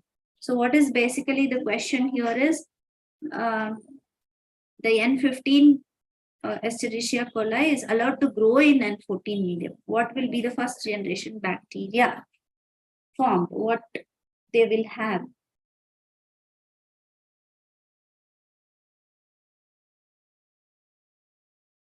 Sushmita says A, Rishabh says A, Lavanya says B. See, one parent is completely grown. The parent is completely grown in N15 and then allowed to grow in N14. So whatever the new generation happening here, they will have different densities. Okay, the molecule here, the whatever the two strands of DNA molecule is there, they will have different density and they don't resemble with their parent DNA. They will never resemble with their parent DNA. So this indicates a semi-conservative mode of DNA replication, right? So that is what happened in the experiment conducted by Melson and Stahl.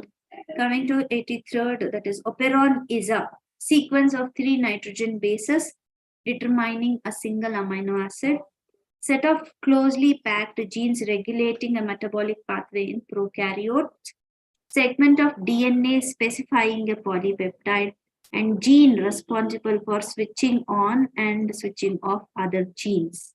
What is this operon means?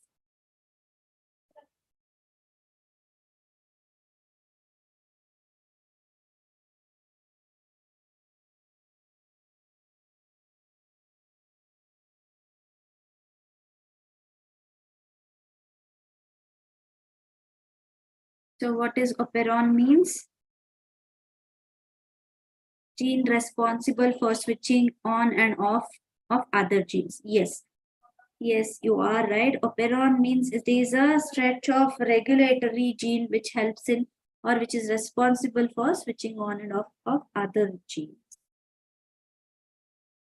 And coming to this clover leaf secondary structure of tRNA has a loop for 3 nucleotide of a codon, 3 nucleotide of an anticodon, no nucleotides, both A and B. So hope you remember the structure of tRNA, that is a clover leaf model will be there.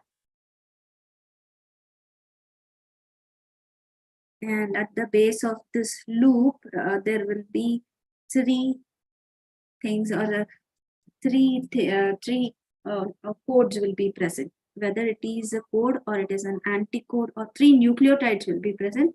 You have to tell whether it is a code or an anticode, or there will be no nucleotide at all here, or both will be present. So what could be the answer regarding this tRNA, the clover leaf structure of tRNA?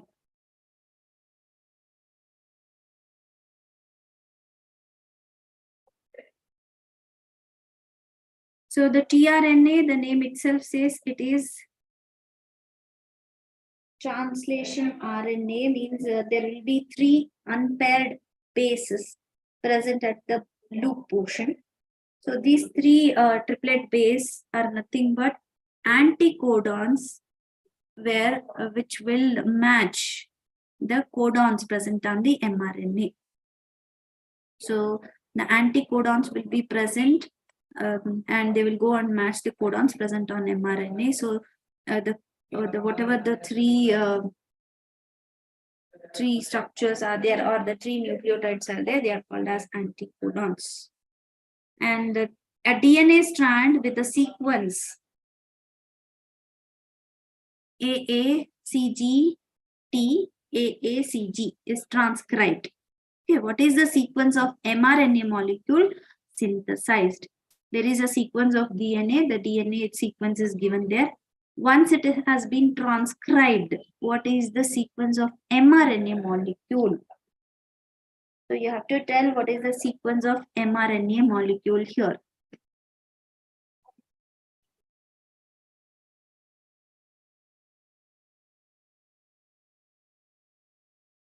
Sushmita says B.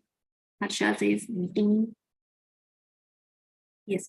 So yes, so a little bit we will talk about here about nucleotides. So there are 2 types of nitrogen bases, that is A, T, G, and C. So AT are said to be pyrimidines, GC are said to be purines, where adenine always pairs with thymine with 2 nitrogen bases, 2 hydrogen bonds, and guanine always pairs with cytosine with 3 hydrogen bonds.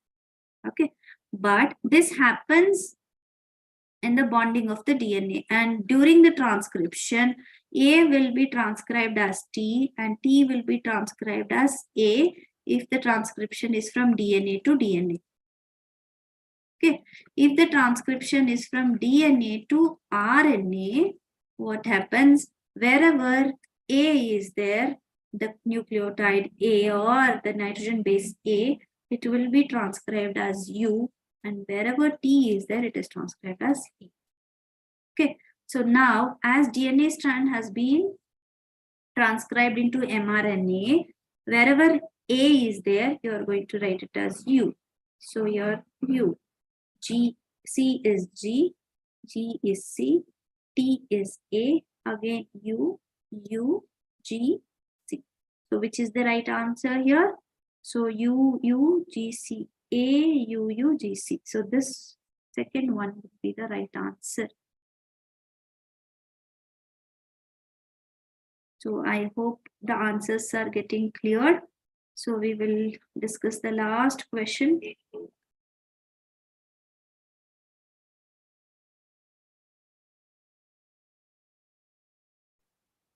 Yes, Rishabh, you're right. Adenine and guanine are purines. Thymine and cytosine are the pyrimidines.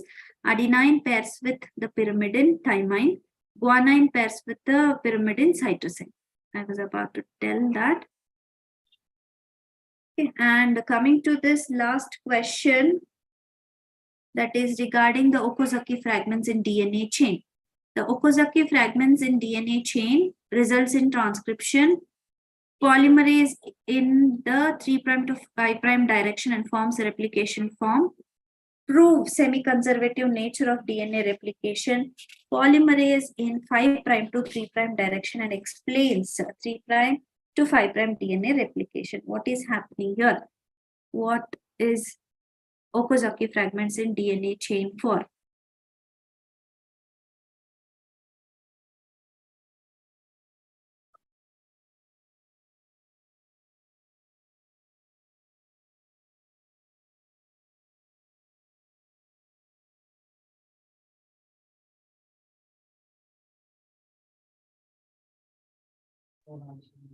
Completed, madam? No. I'm discussing last Okay. questions. Okay. Students, is that you're going through? So what is happening here is during a polymerization or during a transcription process or during a replication process, if you take, so what happens is a DNA strands will be from always the replication takes from 3' to 5'. Always it starts from 3' to 5', where the new strand formed will be 5' to 3'. That is called as what we call it as leading strands. Okay, this is called as leading strand, and this leading strand is polymerized with the help of polymerase enzyme. And the DNA polymerase enzyme always polymerizes short stretch of DNAs. These short stretch of DNAs are later joined by DNA ligase and to form a polypeptide, the continuous polypeptide chain. So whatever the small transcripted or transcripted form of DNA is there, we call it as Okazaki fragments. Okay, Okazaki fragments are the small fragments of DNA strand, which is due to discontinuous replication of DNA or discontinuous polymerization of the DNA. Later, these Okazaki fragments are joined by DNA ligase. So here, according to that, so Okazaki fragments in DNA chain polymerize in 5' to 3', yes, and explains 3' to 5' replication, right? So hence, your D will be the correct option. Yes, Shushmita has given the right option, and this completes the chapter molecular basis of inheritance. And I hope all the answers are clear and everything is done. So it's complete. Thank you, madam. Yeah. Thank you so much. Dear students, the completion of biology class today. Madam, do you share the notes to me? Yeah, I'll share it. I'll share it to the group. Dear students, I'll share the notes in the group, and recordings also I'll share in the group. Any doubt, you can revisit to the recording and get it confirmed. Thank you so much. Thank you so much, students. Join regularly at 4 o'clock, 4 to 8 without missing. Also share to your friends. Thank you one and all. Happy learning, students.